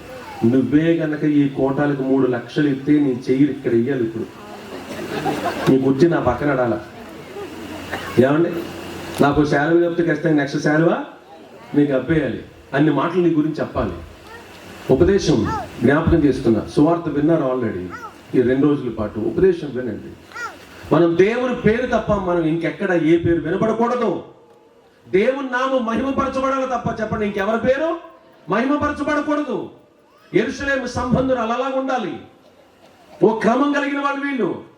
ఈ మాట ఎందుకు చెప్పాను తెలిసిన? దైవజనుడు ఇదే దావీదు గారు మాట్లాడితే 52వ కీర్తన 8వ చరణంలో మాట్లాడితే అంటారు, ఏమనంటే, నేనైతే దేవుని మందిరంలో పచ్చని ఒలీవ మొక్క వలె ఉన్నాను అంటాడు. స్తోత్రం చెప్పండి, గట్టిగా చెప్పండి. ఆయన అడుగుదాం ఒకసారి, అన్నా నువ్వు ఎవరు నువ్వు అంటే ఆయన ఏమనాలి? నేను రాజుని. ఆ పదం చెప్పాలంటే బాధ వచ్చేస్తుంది. రాజు అనే పదం చెప్పాలంటే బాధ వచ్చేస్తుంది. ఎందుకంటే ఆ పదం గింగురుమంటుంది చెవిలో. ఆయన నా రాజు అని మీకు వినబడుతుందా? ఎవరి మాటలు? హీఈస్ మై కింగ్ మాటలు వినబడిపోతున్నాయి. ఆ మాట మాట్లాడాలంటే ఒక రకంగా భయం పడుతుంది అన్నమాట. ఆయన రాజు అన్నట్లుగా ఈయన ఒక రాజు, దావీదు గారు ఒక రాజు. ఆయన అవి ఏమనాలి? ఆయన దేవుని మందిరంలో నేను కూడా ఒక రాజులాగా ఉండాలి అనుకోవాలి కదా. రాజుగారి మందిరంలో రాజులాగానే ఉండాలి. మరి ఆయన అన్నాడు, నేను రాజులాగా ఉండాలి. మరి ఎలా ఉండాలనుకుంటున్నావు? దేవుని మందిరంలో పచ్చని ఒలీవ మొక్క వలె. రాజు కేడర్ కాదు, గొప్పతనం కాదు. నువ్వు వస్తే 10 మంది లేచి నీ గబుకును కుర్చీ ఇచ్చేసి, నేను వస్తే లెగలేదేంటి, నేను వస్తే గమనించలేదేంటి, నేను వస్తే పెద్దగా పట్టించుకోలేదేంటి, నేను వస్తుందని అయ్యారు నా గురించి చెప్పలేదేంటి, రావడంతోనే పాట లేదేంటి, ఇలాంటి ఇంకా క్రీస్తు రాకడ సమీపం అవుతున్న రోజుల్లో అనేక మంది హతసాక్షులుగా ప్రభు దగ్గరికి వెళ్ళిపోవడానికి ప్రాణాలు అర్పించేస్తున్న రోజులు ఇంకా చిన్నపిల్లల్లాగా వీటి కోసం మందిరానికి మానద్దు. ఈ చిన్నపిల్లల వ్యవహారాలు చేయబాకండి దేవుని మందిరంలో. వాళ్ళ అమ్మ ప్రభావం పడింది ఆయన. వాళ్ళ అమ్మ యెరూషలేము సంబంధురాలు, దేవుని మందిరానికి సంబంధించిన ఆవిడ, మందిరపు అనుభవాలు కలిగిన ఆవిడ. నేను ఈ సందర్భానికి వెళుతున్నాను. అదే 26వ అధ్యాయంలో మరొక మాటను చదువుతాం. ఏమండి? 5వ వచనాన్ని చదువుతాను. దేవుని ప్రత్యక్షత విషయమందు తెలివి కలిగిన జకరియా దినములలో అతడు దేవుని ఆశ్రయించిన. చాలు. ఏమండి? మొట్టమొదటి మాట, చెడిపోయే వ్యక్తుల యొక్క ప్రభావం ఈయన మీద పడలేదు. నా సందేశానికి ఇంకొక అయిపోయింది. నేను అనుకున్న టైం అయితే అయిపోయింది. సో 2-3 మాటలు చెప్పేస్తాను. నేను అంటే అంశం కాదు, 2-3 విషయాలు గుర్తు చేసేస్తాను. అయిపోయింది. కొంచెం జాగ్రత్తగా మాట వినండి. ప్రియులారా, వాక్యంలో రాయబడుతున్న మాట, ఈయనకట దేవుని ప్రత్యక్షత విషయమందు జ్ఞానం కలిగిన జకరియా దినములలో అతడు యెహోవాను ఆశ్రయించెను అని రాయబడింది. హలో, 1, ఈయనకి చెడిపోయే వ్యక్తుల యొక్క ప్రభావం పడలేదు. 2, యెరూషలేము మందిరం యొక్క ప్రభావం తన మీద పడింది. 3వ మాట, తెలివి కలిగిన జకరియా దినములలో దేవుని అతను ఆశ్రయించాడట. ఇప్పుడు చాలా మందికి వాక్యాన్ని వెంబడించడం మానేసి మనుషుల్ని వెంబడించే వాళ్ళు ఎక్కువైపోయారు. యూట్యూబ్లో చూస్తే వీళ్ళు సబ్స్క్రైబర్ చేసుకునేది ఎవరినో తెలిసినా ఉద్రేకంగా మాట్లాడే వ్యక్తుల యొక్క మాటలు నమ్మి కొంతమంది వాళ్ళు వెనకాల వెళ్ళిపోతున్నారు. అసలు అది దేవుని వాక్యమా, వాక్యం కాదా అని ఆలోచించే వాళ్ళు లేరు. అందుకే నేను ఎక్కడ పరిశుద్ధాత్మ గురించి చెప్పిన ఒక మాట చెప్తాను, మన మనోనేత్రాలు వెలిగింపబడాలని. చెప్పండి, ఏమవ్వాలి? మనోనేత్రాలు కొంచెం గట్టిగా చెప్పండి. మనోనేత్రాలు ఏమవ్వాలి? వెలిగించబడాలి. మనోనేత్రాలు వెలిగించబడకపోతే అసలు ఎవరు ఆత్మానుసారమైన సేవకుడో, ఎవరు ఆత్మానుసారమైన సేవకుడు కాదు గుర్తించలేము. దేవుని పిల్లలు ఆత్మానుసారులై ఉండాలి. వాక్యాన్ని వినేవాళ్ళు ఆత్మానుసారులు ఉండాలి. అప్పుడు మనకు వివేచన తెలుస్తుంది. కొంచెం సెంటిమెంట్ మాటలు మాట్లాడితే ఆకర్షించబడిపోవడం, ఎమోషనల్ బ్లాక్మెయిల్ చేస్తే ఆకర్షించబడిపోవడం. మా మందిరంలో ఏలూరు చర్చిలో దగ్గరలో ఒక ఆయన చర్చిని స్టార్ట్ చేశాడు, మందిరం స్టార్ట్. అది కూడా నేను వేసుకొచ్చిన కారు అక్కదే, ఆ అక్క ఇచ్చేసిన కారు క్రిస్టా, ఇన్నోవా క్రిస్టా. 28,000 తిరిగి నాకు ఆ కారు ఇచ్చేసింది. 28,000 తిరిగి. ఇన్నోవా క్రిస్టా హై అండ్, అది జెడ్ వెర్షన్. బాబు నీ కారు బాగా పాడైపోయింది, ఇన్నోవా ఓల్డ్ ఇన్నోవా అయిపోయింది, తీసేసుకొని ఇచ్చేసింది. ఆ అక్క వాళ్ళ ఇంటికి అతను వచ్చి మీ ఇల్లు అద్దెకి కావాలండి, ఇక్కడ గుడి పెడతానన్నాడు. నాకు నేరుగా ఫోన్ చేసినప్పుడు, పార్వతి బాబు ఇట్లా అడుగుతున్నారు ఇమ్మంటావా? ఇవ్వక్క. కాదు మనకు మందిరం దగ్గరలోనే కదా అంటే, పర్లేదు ఏం కాదు, ఏమైంది ఎవరి సేవ వాళ్ళది, ఏమైంది ఇయ్యను. ఇస్తే మనోడు పని ఏంటనంటే మొత్తం మా మందిరానికి వచ్చే వాళ్ళు అందరి దగ్గరికి వెళ్తాం, నా గురించి ఏదోడు చెప్పడం. నేనేమి హౌస్ విజిటింగ్ మినిస్ట్రీ నాకు పెద్దగా తెలియదు. చెప్పండి ఏ మినిస్ట్రీ? అది నాకు చేత కదా, హౌస్ విజిటింగ్ మినిస్ట్రీ. ఇంటికి వెళ్ళకాడికి వెళ్ళి కూర్చొని ఇవన్నీ మనకు కొంచెం కష్టం. మా నాన్న క్రమం నేర్పల మొదటి నుంచి. ఇక వెళ్ళటం, అందరి దగ్గరికి వెళ్ళడం. అంత నా దగ్గరికి ఒకసారి మీటింగ్ పెడతానని వచ్చాడు. ఆ రోజు నా దగ్గర 16,000 రూపాయలు ఉన్నాయి. ఎందుకో మనసు ప్రేరేపణ వచ్చింది. చిన్న ఇల్లు అద్దెకు తీసుకున్నాడు, డబ్బులు ఖచ్చితంగా ఉండవు. సరే ఇద్దాంలేని చెప్పి నా జోబులో ఉన్న 16,000 రూపాయలు ఆయన చేతుల్లో పెట్టి, నా సంఘానికి కీడు చేసేవాడు అతను. 16,000 ఇచ్చాను, నా పెట్టుకో, మీటింగ్ పెట్టుకో. దాన్ని ఇచ్చాను. అన్న ఇంత, తర్వాత నాకు ఫోన్ చేసి అన్నయ్య ఇంత అమౌంట్ అని. పర్లేదు, నాకు ఎందుకు, నా దగ్గర ఉంది, దేవుడు ఇచ్చాడు, ఉన్నదంతా నీకు ఇచ్చేసాను. దేవుడు అది నాకు కూడా ఆశీర్వాదకరంగా మారుస్తాడు. అంత మేలు చేసినా సరే, ఓ రోజు నాడు నేను తొలి పక్కన పాయికరావుపేటను ఊరు బయలుదేరి వెళ్తాను మీటింగ్కి.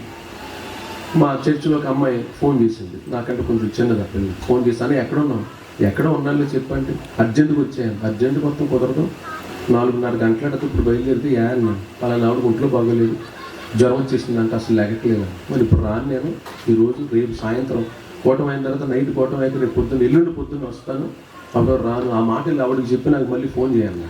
ఈవిడ చెప్పడానికి వెళ్ళి చెప్తుంది. ఈ లోపేతను ఎంటర్ అయిపోయాడు మా విశ్వాసాల ఇంటికి. నేను వచ్చేసాను. రావడంతో అమ్మ బాగున్నారా? బాగున్నాను. అదే ఆరోగ్యం బాగాలేదని ఎవరో చెప్పారమ్మా, పలకరించి ప్రార్థన చేద్దామని వచ్చాను. అవునా అని అంటే ఈయన అన్నాడంట, మీ పాస్టర్ గారు వచ్చారన్నాడు. ఎల్లుండి నా సంగతి దీనికి చేసి వచ్చేయచ్చు కదా ప్రార్థన. ఆమందంట మా ఓడు రాలేదందంట. ఎవరో? నేనే వాళ్ళోడిని. మా ఓడు రాలేదందంట. సరే ప్రార్థన చేస్తాను అమ్మ అని చెప్పి, మరి ఏమనుకోబాకండి, మనోడు మొదలెట్టాడంట చేతులు ఎత్తి.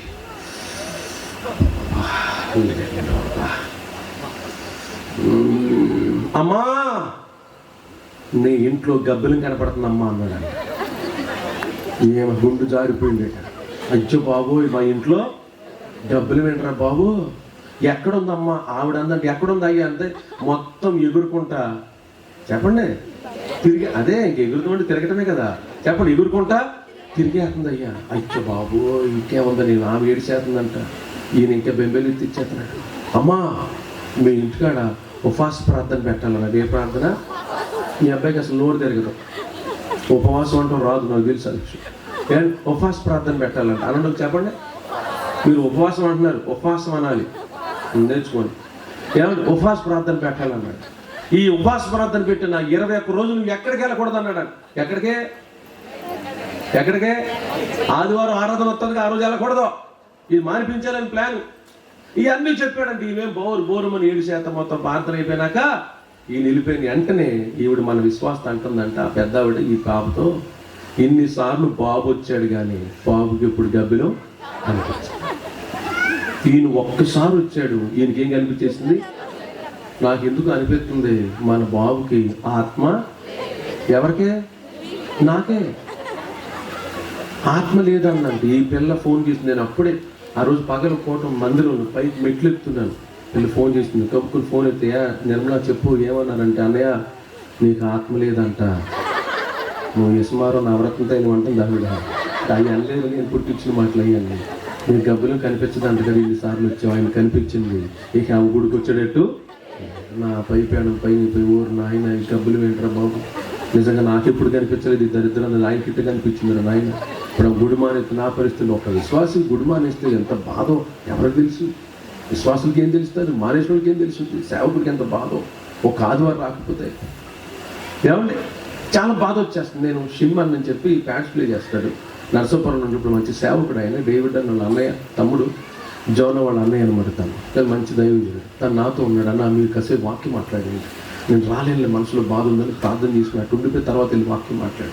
మళ్ళీ సాయంత్రం వచ్చాక మళ్ళీ ఫోన్ చేసి ఏముందమ్మా అంటే నీకు ఆత్మ లేదంట, నువ్వు ప్రేతాత్మ తిరుగుతున్నావు అని చెప్పింది ఆ అమ్మాయి. అవన్నీ అనలేదు, కనిపించేసింది నాకు. మళ్ళీ తర్వాత రోజు మళ్ళీ ఫోన్ చేసి ఏముందమ్మా ఎన్నిసార్లు చెప్పరా నేను గుడికొచ్చేయట్లేదు అని కావాలి మానేసేటట్టుంది. కాదు కాంతారావును తాతారావును పంపించిన 4 ఓఎల్ ఎక్స్ప్రెస్లు 2 ఉన్నారు చర్చిలో. తాతలు మామూలు పంపించేసారు. కానీ ఇలా చూసేసరికి నాయనకి ఎలా చూస్తున్నాను, నాకు నవ్వు వచ్చేస్తుంది. వీళ్ళందరూ 6 OLX అన్నారు.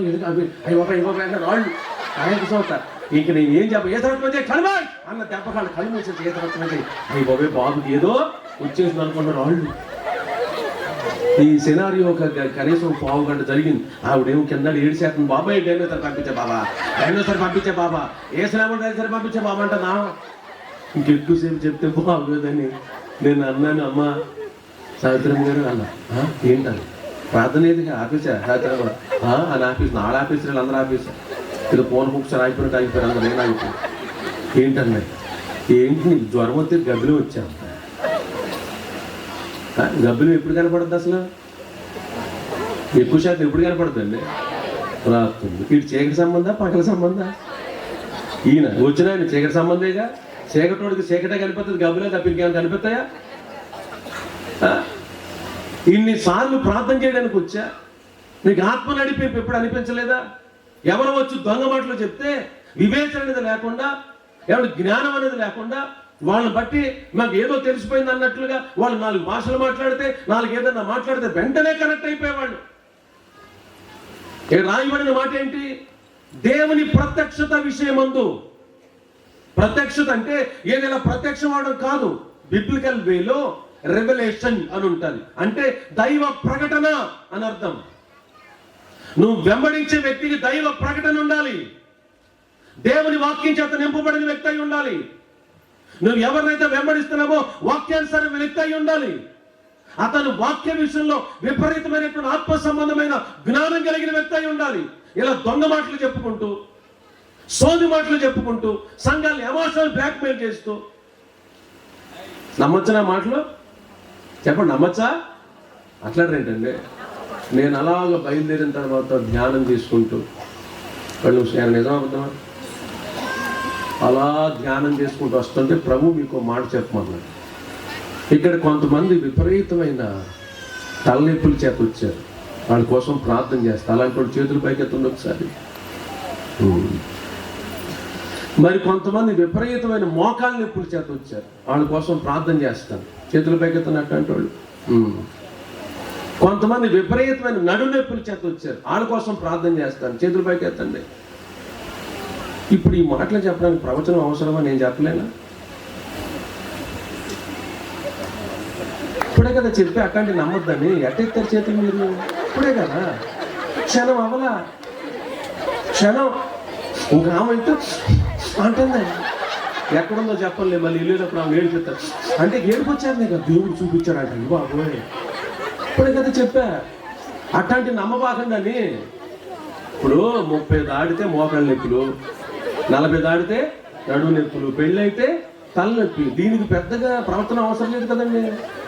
కళ్ళు మూసుకొని నాకెందుకో నీకు మోకాళ్ళ నొప్పులు ఉన్నాయి. ఇది ఇప్పుడు అందరు కామన్. మోకాళ్ళ నొప్పులు అయితే పర్వాలేదు, ఇప్పుడు దాటిపోయారు. మోకాళ్ళ నొప్పులు దాటి పాత సైకిల్, అరుగుపోయిన సైకిల్ వెళ్ళినప్పుడు ఎట్ట సౌండ్ వస్తుందో, లెగుతున్నా కూర్చొని అట్ట పట్పట్లు ఆడిపోతున్నాయి. ఏమనుకో పక్కన మిమ్మల్ని కించపరచలా. అట్లాంటివి చెప్తే నమ్మద్దు. విశ్వాసంతో ఎవరైతే సేవకుడు చేయి పైకెత్తమన్నారని విశ్వాసంతో ఎత్తారో, నాకున్న కృపను బట్టి సేవకునిగా కోరుకుంటున్నాను. నన్ను యేసుక్రీస్తున్న పేరు ప్రభు అందరిని స్వస్థపరచును గాక. కానీ ఇలాంటి దొంగ మాటలు చెప్పేవాళ్ళు ఇళ్ళకి వస్తే రానివ్వబాకండి. ఎమోషనల్ బ్లాక్మెయిల్ చేసేవాళ్ళు, నా దగ్గర ఆత్మ ఉందని చెప్పుకునేవాళ్ళు. అందుకని దేవుని పిల్లలు వివేచించాలి. ఏది వాక్యానుసారమైన బోధో, ఏది వాక్యానుసారమైన బోధ కాదో ఆలోచించగలగాలి. ఏది ఆత్మానుసారమైనటువంటి సంఘమో, ఏది ఆత్మానుసారమైన సంఘం కాదో వివేచించగలిగే జ్ఞానం దేవుని పిల్లలకు రావాలి. అందుకని ఎవరిని వెంబడించగలుగుతున్నావు? ఓ చక్కగా దేవుని పరిచయం చేసి ఒక మంచి దైవజనుడు మీకు ఒక సేవకుడిగా ఉన్నాడు. వాక్యానుసారంగా నడిపించగలిగిన సంఘం ఒకటి ఉంది. ప్రార్థనాపూర్వకంగా వీళ్ళు ఒక సహవాసం కలిగి ఉండి అందరూ కలిసి ఉన్నతమైనటువంటి సేవా పరిచయం చేసే దైవజనులు మీ కళ్ళ ముందున్నారు. ఏదైనా చెయ్యాలి అని అనుకుంటే, దేవుని పరిచయం కొరకు ఇవ్వాలనుకుంటే ఆ టీవీల దగ్గరకో లేకపోతే మిగతా వాళ్ళ దగ్గరికి వెళ్ళి పూర్తిగా సమర్పించుకుని వచ్చేసేవాళ్ళు. ఇక్కడ యథార్థంగా సేవ జరుగుతుంటే నేను చాలా చోట్ల చెప్తున్నాను, విశ్వాసుల రెక్కల కష్టాన్ని తీసుకెళ్ళి ఎవడు ఇంచుమించు ఒక 30 కోట్ల రూపాయలు పెట్టి ఒక ఆయన ఒక పెద్ద బర్త్డే ఫంక్షన్ జరిగించుకున్నాడు. ఇంచుమించు 30 కోట్లు ఆ రోజు ఖర్చు. మీకు తెలియదేం కాదు, నేను పేర్లు ఏం చెప్పను. ఏమండి, ఇలాంటి చోట్లకి పరుగులు ఎత్తుకుంటే వెళ్ళి ఇచ్చేసేవాళ్ళు. హృదయపూర్వకంగా దేవుని పరిచయం చేసే సేవకులు ఇక్కడ అనేక మంది ఉండగా ఇక్కడ హృదయపూర్వకంగా సేవ జరుగుతుంది. వీళ్ళు దేవుని కొరకు ఖర్చు పెడుతున్నారు, విస్తారమైన స్వార్థ సభలు పెట్టి అనేక మందికి దేవుని వాక్యాన్ని అందిస్తున్నారు. అనేటువంటి ఆలోచన కొంతమందికి రావట్లా. మరొక ఆయన విశ్వాసుల కష్టంతో అసలు ఎక్కడ సినిమాకి సంబంధించిన వాళ్ళకు కూడా అంత భారీగా పెళ్లి జరగదు. చేసుకోవాలా మాట్లాడేంటండి, విమర్శిస్తున్నా. అవును, బహిరంగ విమర్శ. ఎవరు ఏమనుకున్నా సరే భోగాలు. ఇంకొక ఆయన ఈ మధ్యకాలంలో ఒక వీడియో వదిలేడు. ఏమండి, ఆ వీడియోలో ఆ ఆవిడ వేసుకున్న చెప్పులు, ఏమండి ఆ అమ్మాయి ధరించినటువంటి ఆ ఫ్రాక్, సభాముఖంగా క్షమాపణ అడిగి చెప్తున్నాను. ఆ ఫ్రాక్ ఎలా ఉందనంటే వెనకాల మెడ దగ్గర నుంచి వీపు వరకు అసలు ఏమీ లేదు. నిజం, యథార్థం మాట్లాడుతున్నాను. దానికోసం లక్షల రూపాయలు ఖర్చు పెట్టేసి అలాంటి దరిద్రం చూడడానికి ఒక సేవకుడు కొడుకు క్రైస్తవ ప్రపంచానికి, ఏమంటే తెలుగు క్రైస్తవ ప్రపంచానికి ఒక అద్భుతమైన పెంతుకొస్తు అనుభవాన్ని ప్రకటించిన దైవజనుడికి మనవడు పెళ్లి కోసం ఒక పాట, ఆడి చెప్పులు, దీని చెప్పులు, ఆడ బట్టలు, ఏడ బట్టలు, ఇక పాట అంతదే. దేవుని మహింపరిచేదేమీ లేదు. అలాంటి వాళ్ళ కోసం ఎగబడిచ్చేస్తున్నారు. ఇక్కడ యథార్థంగా సేవ పరిచయం చేసే దైవజనులు మీ ప్రాంతాల్లో ఉండగా మీరు వెళుతున్నటువంటి సేవకుడు ఏమైనా తినకుండా ఉండకుండా ఏదో ఉన్నంత వరకు దేవుని పరిచయం చేసుకుంటూ వెళ్ళే వాళ్ళ కోసం ఈరోజు సమర్పించుకునే వాళ్ళు లేరు. దొంగ మాటలకు పడిపోతున్నారు, మాయ మాటలకు పడిపోతున్నారు, కాని మాటలకు పడిపోతున్నారు. ఉన్నదంతా వాడి కోసం దోచిపెట్టేవాడు ఎక్కువైపోతున్నారు. జాగ్రత్త. హృదయపూర్వకంగా సేవ చేసే వ్యక్తులను విశ్వాసులు గుర్తించే కృప నా దేవుడు అనుగ్రహించునుగాక. కొంచెం ఆమె చెప్పండి గట్టిగా. 10వ వచనం చదువు ఒకసారి, అదే అధ్యాయం చివరి మాటలు 10వ వచనం చదవమ్మా. షెఫేనా ప్రదేశంలోను మైదాన ప్రదేశంలోను అతనికి విస్తారమైన పశువులుండగా అతడు అరణ్యములో దుర్గములు కట్టించి అనేకమైన బావులు త్రవ్వించెను. వ్యవసాయం మందు అతడు అపేక్ష గలవాడు గనుక పర్వతములలో కర్మెలలోను అతనికి వ్యవసాయకులు ద్రాక్ష తోట పనివారును కలిగి ఉండిరి. వాక్యంలో రాయబడుతున్నమాట. జీషాక్ మైనర్ ఇచ్చి పట్టుకుని ముగించారు. జీషాక్ మైనర్ ఒక కీబోర్డ్ ఒకటి చాలు, పట్టుకుని ముగించారు. ఇక్కడ రాయబడిన మాట ఏంటో తెలిసిన, ఒకటి లోకానుసారమైన వ్యక్తులను వెంబడించకూడదు. రెండవది ఆత్మ సంబంధమైన ఏమంటే మందిరపు ప్రభావం దేవుని మీద పిల్లల మీద పడాలి. మూడవది ఒక మంచి వాక్యానుసారమైన సేవకుడిని వెంబడించగలిగిన వ్యక్తులుగా ఉండాలి. 4వ మాట జ్ఞాపకం చేస్తే అంటాను, ఇతగాడట వ్యవసాయం మందు ఆపేక్ష కలిగిన వాడు. వ్యవసాయం అనే పదానికి మీకు అర్థం తెలియదేం కాదు. దేవుని సేవ పరిచర్యందు ఆపేక్ష కలిగి ఉండాలి.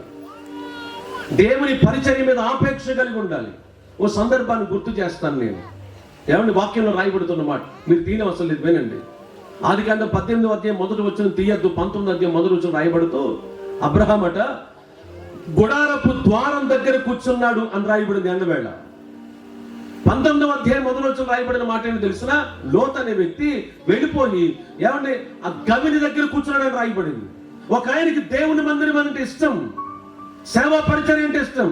నా దేవుడు నా ఇంటికి ఎప్పుడు వస్తాడు, నా ప్రభు నా ఇంటికి ఎప్పుడు వస్తాడు, ఆయన నన్ను ఎప్పుడు దర్శిస్తాడు, ఆయనతో నేను ఎప్పుడు మాట్లాడాలి, ఆయనతో సహవాసాన్ని ఎలా కలిగి ఉండాలి, నేను ఎలా మాట్లాడాలి. ఆ బయలుదేరి ఆ ఇంటికి వచ్చిన వెంటనే ఏమంటే ఆ మనుషులు బయటకు వెళ్ళబడ్డ వెంటనే 100 సంవత్సరాల వయసు కలిగినాడు గబగబ పరుగులెత్తుకుంటూ వెళ్ళిపోయి వంగి నమస్కారం పెట్టి సాష్టాంగమైన నమస్కారం చెప్పి అంటాడు మాట్లాడుతూ, దయచేసి ఈ రోజు మా ఇంటికి రండి, ఒక్కసారి రండి అయ్యా. 100 సంవత్సరాలు కలిగిన వాడు, మా ఇంటికి ఒక్కసారి రండి, మీకు ఆతిథ్యం పెడతాను. ముసల్దాన్ని పిలిచాడు, అమ్మాయి ఎక్కడున్నావు, ఏంటయ్యా ప్రభు వచ్చాడు మన ఇంటికి, మంచి ఆహారం. ఓకే, వెంటనే ఒకటి పంపించింది, శ్రేష్టమైన తీసుకురామని చెప్పింది. అంత వయసులో కూడా బైబిల్ పండితులు చెప్పిన మాట ప్రకారం అయితే 10 సంవత్సరాల గ్యాప్ వీళ్ళిద్దరికి.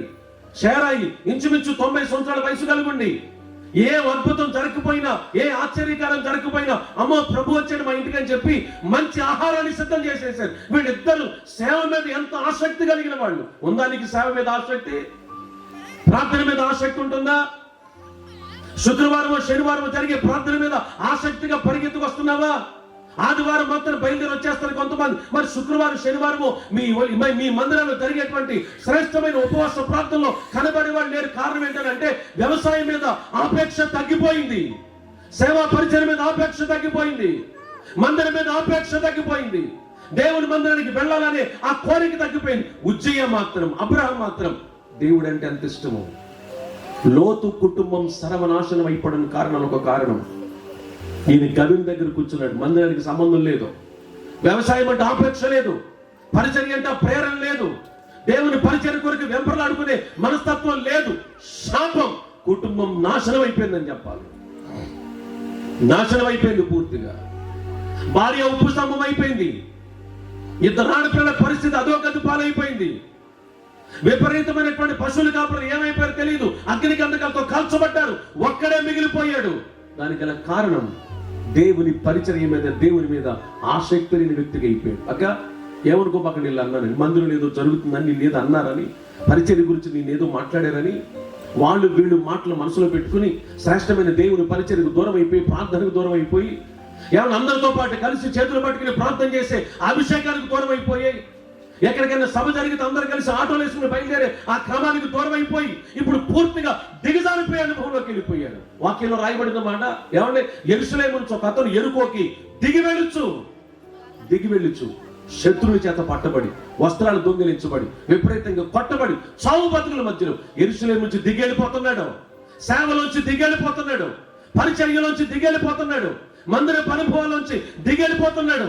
ఇక్కడ ఎవరైనా దిగి వెళ్ళిపోతున్నారేమో, జరగడానికి ఏదో జరిగిందని, ఆశీర్వాదకరమైన కార్యాలు దేవుడు చేయలేదని, ఏమంటే నన్ను ఇంకా దేవుడు ఆశీర్వదించలేదని, నేను కోరుకుని నాకు ఇవ్వలేదని చెప్పి ఏదో ఒక వంక పెట్టుకుని ఒకప్పుడు తేజీప్యమానంగా వెలిగిన నీ ఆధ్యాత్మిక జీవితం నీతోనే మాట్లాడదు. నీవే వింటున్న మీ అందరితో వ్యక్తిగతంగా నీతోనే ఒకప్పుడు తేజీప్యమానంగా వెలిగావు. ఎంతమంది కదిపినా కదలలేదు. నువ్వు ఓ శ్రేష్టమైన వ్యక్తిగా ఉన్నావు. ఇప్పుడు ఏ కారణం చేత మందిరానికి ఆపేక్షగా ఉన్నటువంటి, వ్యవసాయం మీద ఆపేక్షగా ఉన్న నీవు దూరం అయిపోయావో సరి చేసుకో. 9వ వచనం చదువు సార్ త్వరగా. మరియు ఉజ్జయ యెరూషలేములో మూలగమ్ముల దగ్గరను, చదవండి, పల్లపు స్థలముల గుమ్మముల దగ్గరను, ప్రాకారపు మూల దగ్గరను దుర్గములను కట్టించి గుమ్మములను తిట్టపరచెను. తల పైకెత్తండి. ఇంకా బైబిల్ గ్రంథాలు మూసేసేయండి. చివరి మాట వాక్యంలో రాయబడుతున్న మాట ప్రియులారా, ఈయన గురించి రాయబడిన మాట, ఇతడు మూల గుమ్మాల దగ్గరికి వెళ్ళి దిట్టపరచడం మొదలు పెట్టాడు. హలో, బైబిల్ గ్రంథాలు మూసేసేయండి, జిప్పులు కూడా పెట్టేసి తలలో పైకి మాట్లాడండి. చివరి 2 నిమిషాలు ఉజ్జయ గురించి రాయబడిన మాట. మీకు ఇది అర్థం కావాలంటే ఒక భక్తుల దగ్గరికి వెళ్ళాలి. ఆయన పేరేంటో మీరు చెప్తారు కానీ వివరాలు నేను చెప్తాను. సారేపత్ అని ఊరికి వెళ్ళి, క్షమించండి ఇట్లా అంటున్నందుకు, ఒక విధవరాలు ఇంటికి వెళ్ళి, అమ్మాయి మొదటి రొట్టె నాకు తీసుకొచ్చి ఇచ్చాయి అని అడిగి, ఆవిడ తీసుకొచ్చి ఇచ్చిన తర్వాత, అమ్మాయి కరువు పోయేంత వరకు నీ తొట్టులున్న పిండి అయిపోదు, నీ బుడ్డులో ఉన్న నూనె అయిపోతుంది. ఎవరైనా గట్టిగా చెప్పండి, కొంచెం నోరు తెరవండి. ఏలియా. ఆయన రమ్మంటే వర్షం వచ్చింది, ఆగిపోమంటే ఆగిపోయింది. ఆయన ఎవరో? ఏలియానే. కర్మేలు పర్వతానికి వెళ్ళి అతను ప్రార్థిస్తూ ఉండగానే ఆకాశం నుంచి అగ్ని దిగి వచ్చి కందకి మీద నీళ్లను, బలి పశువును, బలిపీఠాన్ని దహించి వేసింది. అలా ప్రార్థన చేసిన దైవజనుడు ఎవరు? ఏలియానే. శరీరంతో ఉండగా బతుకుండగానే ఆకాశం నుంచి అగ్ని రథాల చేత కొనుపోబడని ఏకైక దైవజనుడు. ఇది బయట గుమ్మం. బయటకు కనిపించేది ఇదంతా. లోపలికి వెళ్ళి చూస్తే ఇందాక చెల్లి చదివింది కదా, ఏమంటే మూల గుమ్మములు దిట్టపరిచెను అన్నట్లుగా ఇది బయటకు కనిపించి ఇప్పటి వరకు చెప్పిందంతా బయట గుమ్మాలు. ఇవి బయట బాగున్నాడు. ఒకసారి లోపలికి వెళ్దాం. ఎంత లోపలికనంటే, ఓ కుర్రోడిని బేర్షెబా దగ్గర వదిలేసి ఒక దిన ప్రయాణం అంత లోపలికి వెళ్ళిపోయాడు. అంత లోపలికి వెళ్ళాలి. అంత మూల గుమ్మల దగ్గరికి వెళితే మనం అందరం కలిసి చెట్టు చాటు నుంచి వింటున్నాం అనుకోండి, అప్పుడు వేరే స్వరం వినబడుతుంది అతని నోట్లోంచి. ఏమని తెలిసిన, ఎంత మట్టుకు చాలు, నేను చచ్చిపోతా, నన్ను చంపేయి, నేను చచ్చిపోతాను, నన్ను చంపేయి, నేను బతకను. బయటికేమో అమ్మా నీకు ప్రభు అద్భుతం చేస్తాడు, ఎక్కడికి వెళ్ళా నీకు దేవుడు గొప్పగారం చేస్తాడు అని చెప్పినవాడు ఓ యెజెబెలు పలికిన ఒక చిన్న మాట లెటర్ని బట్టి బలహీనుడైపోయింది. ఎంత మట్టుకు చాలు, నేను చచ్చిపోతాను, నన్ను చంపే అంటున్నాడు. మూల గుమ్మాలు తిట్టపరచబడలేదు. బయటికి నీ మంచి వైట్ శారీస్ కట్టుకుని, అలాగే వైట్ బట్టలు వేసుకుని పరిశుద్ధులుగా ప్రార్థనా పరులుగా కనబడుతూ మాటలు పాట బాగానే ఉండి జరగరాని ఏదైనా జరిగిన వెంటనే ఏలి అవ్వలే గుమ్మాలు తిట్టపరచబడిన క్రైస్తవులు కొంతమంది ఇక్కడ ఉన్నారు. క్రొత్త నిబంధనలో మరో భక్తుడు ఉన్నాడు. ఆయన గురించి వాక్యం రాయబడిన మాట ఏంటో తెలిసినా, ఒకప్పుడు ఆయన పలికిన మాట, ప్రభా నువ్వు నన్ను ప్రేమిస్తున్నావా, నువ్వంటే నాకు పిచ్చి ప్రేమ, చచ్చిపోతాను అవసరం అయితే నీకోసం నేను చచ్చిపోతాను ప్రభా. దేవుని కోసం చంపగలిగిన వాడు దేవుని కోసం చావగలిగిన వాడు అని చెప్పాలి. దేవుని కోసం అవసరమైతే మెడ మీద వేసేద్దాం అనుకున్నాడేమో, జస్ట్ మిస్ అయ్యి చెవి మీద పడ్డట్టుంది. ఎవరైనా కొంచెం మాట్లాడిన భక్తుడి పేరేంటి? ఆయన గురించి చాలా విషయాలు చెప్పచ్చు, ఇప్పుడు సమయం కాదు. కానీ చీకటి పడింది, కొంతమంది అక్కడ చలి కాగుతున్నారు, అక్కడికి వెళ్ళి కూర్చుని చలి కాగుతున్నాడు.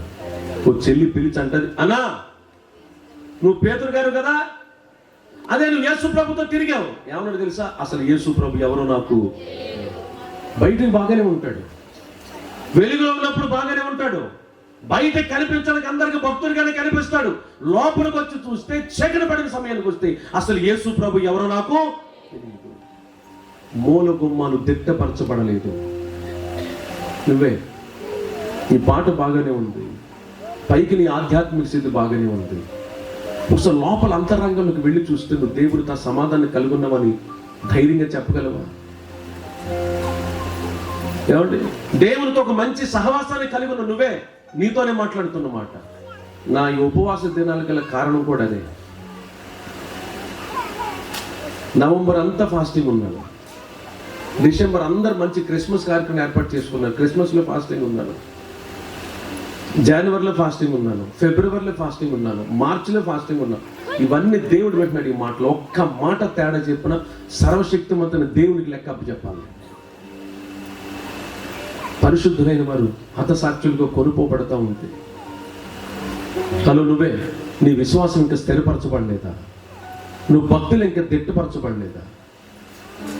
నా ప్రార్థనలో నేను ఎక్కువ చేస్తున్న ప్రార్థన కూడా ఇదే, ప్రభువా ఒకవేళ అన్ఎక్స్పెక్టెడ్గా ఇప్పటి వరకు నా పరిచర్య, నా ప్రార్థన, నా జీవితం బాగానే కొనసాగింది, ఒకవేళ ఏదైనా చేయరాని పొరపాటు వీళ్ళలాగా చేసి నేను చచ్చిపోతే ఏంటి పరిస్థితి?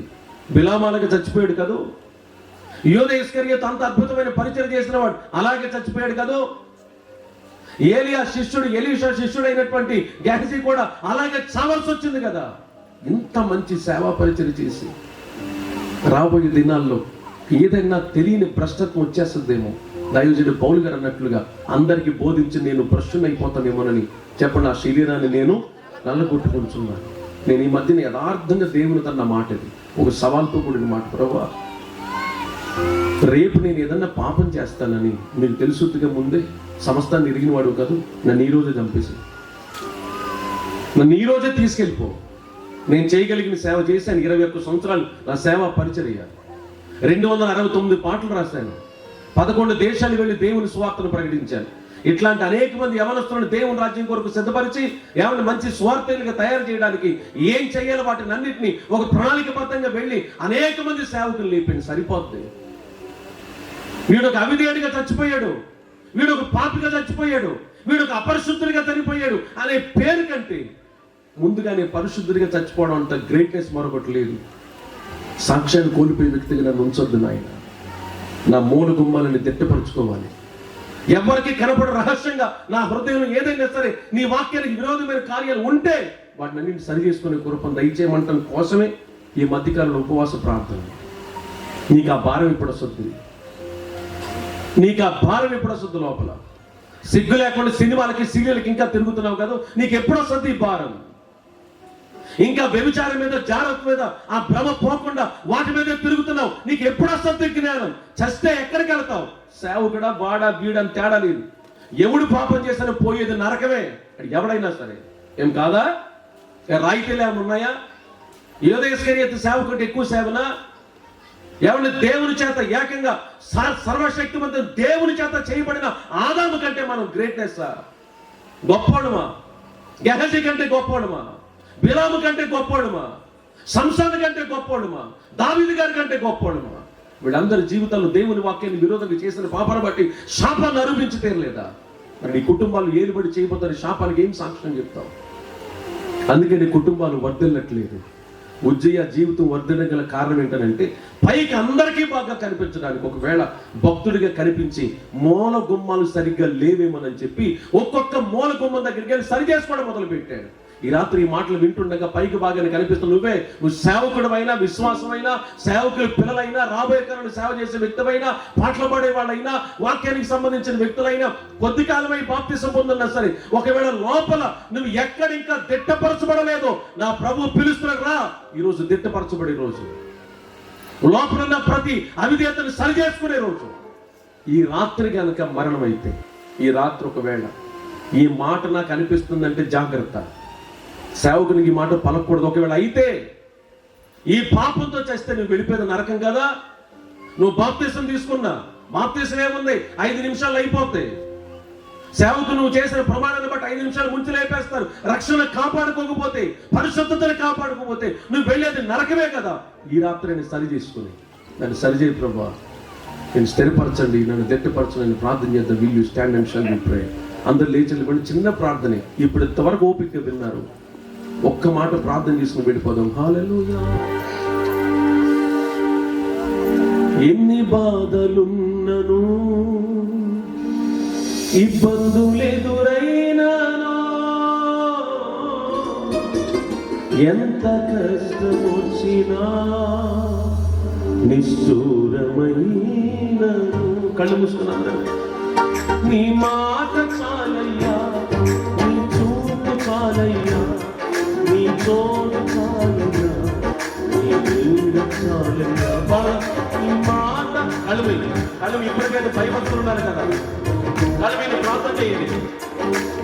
అవి ఎవరు చూడబాకండి, కొంచెం దేవుడితో నీ ఉంటే నాకు చాలు, కొంచెం నోరు నీ వెంటే నేను.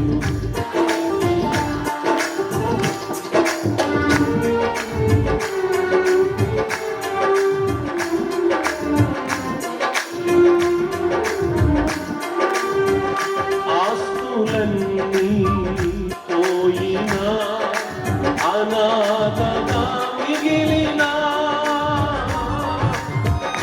ఆకులే విడనాడినా, ఆరోగ్యం క్షీణించినా, ఆస్తులన్నీ పోయినా అనాథగా మిగిలినా, ఆకులే విడనాడినా, ఆరోగ్యం క్షీణించినా, నీ మాట చాలయ్యా, నీ చూపు. స్థిరపరచబడండి. కొంతమంది ఇక్కడ స్థిరపరచబడలేదు. పైకి బాగానే ఉన్న కొన్ని బలహీనతలు ఉండిపోయాయి. సరి చేసుకోవడానికి ప్రయత్నం చేయండి. క్రీస్తు రాకడ సమీపంతా ఉంది. భక్తులైన వాళ్ళు హతసాక్షులుగా కొనుగోబడుతున్నారు, ప్రాణాలు అర్పించేస్తున్నారు. దేవుని కొరకు ప్రాణాలు అర్పించడానికి అనేక మంది యవనస్తులు ముందుకు వచ్చేస్తున్న రోజునివి. నువ్వు ఇంకా స్థిరపరచబడలేదు. ఈ రోజైన వాక్యాన్ని మీరు భయంతో యేసయ్యాను క్షమించమని అడుగుదాం. నీ మాట చాలయ్యా, నీ చూపు చాలయ్యా, నీ తోడు చాలయ్యా, నీ నీడ చాలయ్యా, నీ మాట చాలయ్యా, నీ చూపు చాలయ్యా, నీ తోడు చాలయ్యా, నీ నీడ చాలయ్యా. ఒకసారి 2 చేతులు పైకి ఒక్క చిన్న ప్రార్థన. ఎవరి ప్రభావం పడి నీ ఆధ్యాత్మిక జీవితం పాడైపోయిందో పరీక్షించుకున్నా చేయలేరా? వాక్యాన్ని వెంబడించగలుగుతున్నాం లేదో పరీక్షించుకోండి. సంఘానికి సమీపంగా ఉన్నామో లేదో పరీక్షించుకోండి. లోపల ఉన్నటువంటి ఆధ్యాత్మిక జీవితం స్థిరపరచబడిందా? పైకి బాగానే కనిపిస్తుంది, లోపల ఇంకా పాపం చేసుకుంటూ వెళుతున్నావా? ఎవరికి తెలియకుండా ప్రజలకు తెలియకుండా, సేవకుడికి తెలియకుండా, భర్తకో, భార్యకో, తల్లిదండ్రులకో, పిల్లకో తెలియకుండా లోపల పాపం జరుగుతుందేమో. ఈ రాత్రి దాన్ని సరి చేసుకో. ప్రభు మాట్లాడుతున్నమాట. ఇది దేవుని స్వరం కాదు. నీ మనసులోకి వెళ్ళిపోయి గద్దిస్తున్నది ఇది దేవుని స్వరం. ఇది ఈ రోజు ఆయన సిద్ధపరచబడడానికి ప్రయత్నించేయండి. రెండు చేతులు పైకెత్తి నన్ను సరిచేయండి ప్రభు అని చెప్పండి. యేసయ్య నన్ను సరిచేయండి నాయన. ఈ ఒక్క మాట చెప్పండి. యేసయ్య నన్ను స్థిరపరచండి నాయన, నన్ను స్థిరపరచండి నాయన, నన్ను పరిశుద్ధపరచమని చెప్పండి. నన్ను పరిశుద్ధపరచండి నాయన, పరిశుద్ధపరచండి. చిన్న ప్రార్థన చేస్తాను. చేతులు దించేసేయండి, కళ్ళు మూసుకోండి. ఇంకెవరైనా ఇక్కడ రక్షణ పొందలేదా? బాప్తీసాలు తీసుకోకుండా ఎవరైనా ఉన్నారా? క్రీస్తు రక్తం చేత కడగబడకుండా ఇక్కడ ఎవరైనా ఉన్నారా? అలాంటి వాళ్ళ కొరకు ఒక చిన్న ప్రార్థన చేస్తాను. నన్ను ఇంకా బాప్తీసం తీసుకోలేదు, రక్షణ పొందలేదు అనుకున్న ఎవరైనా ఉంటే, నీ వయసులో కనీసం 14 సంవత్సరాల పై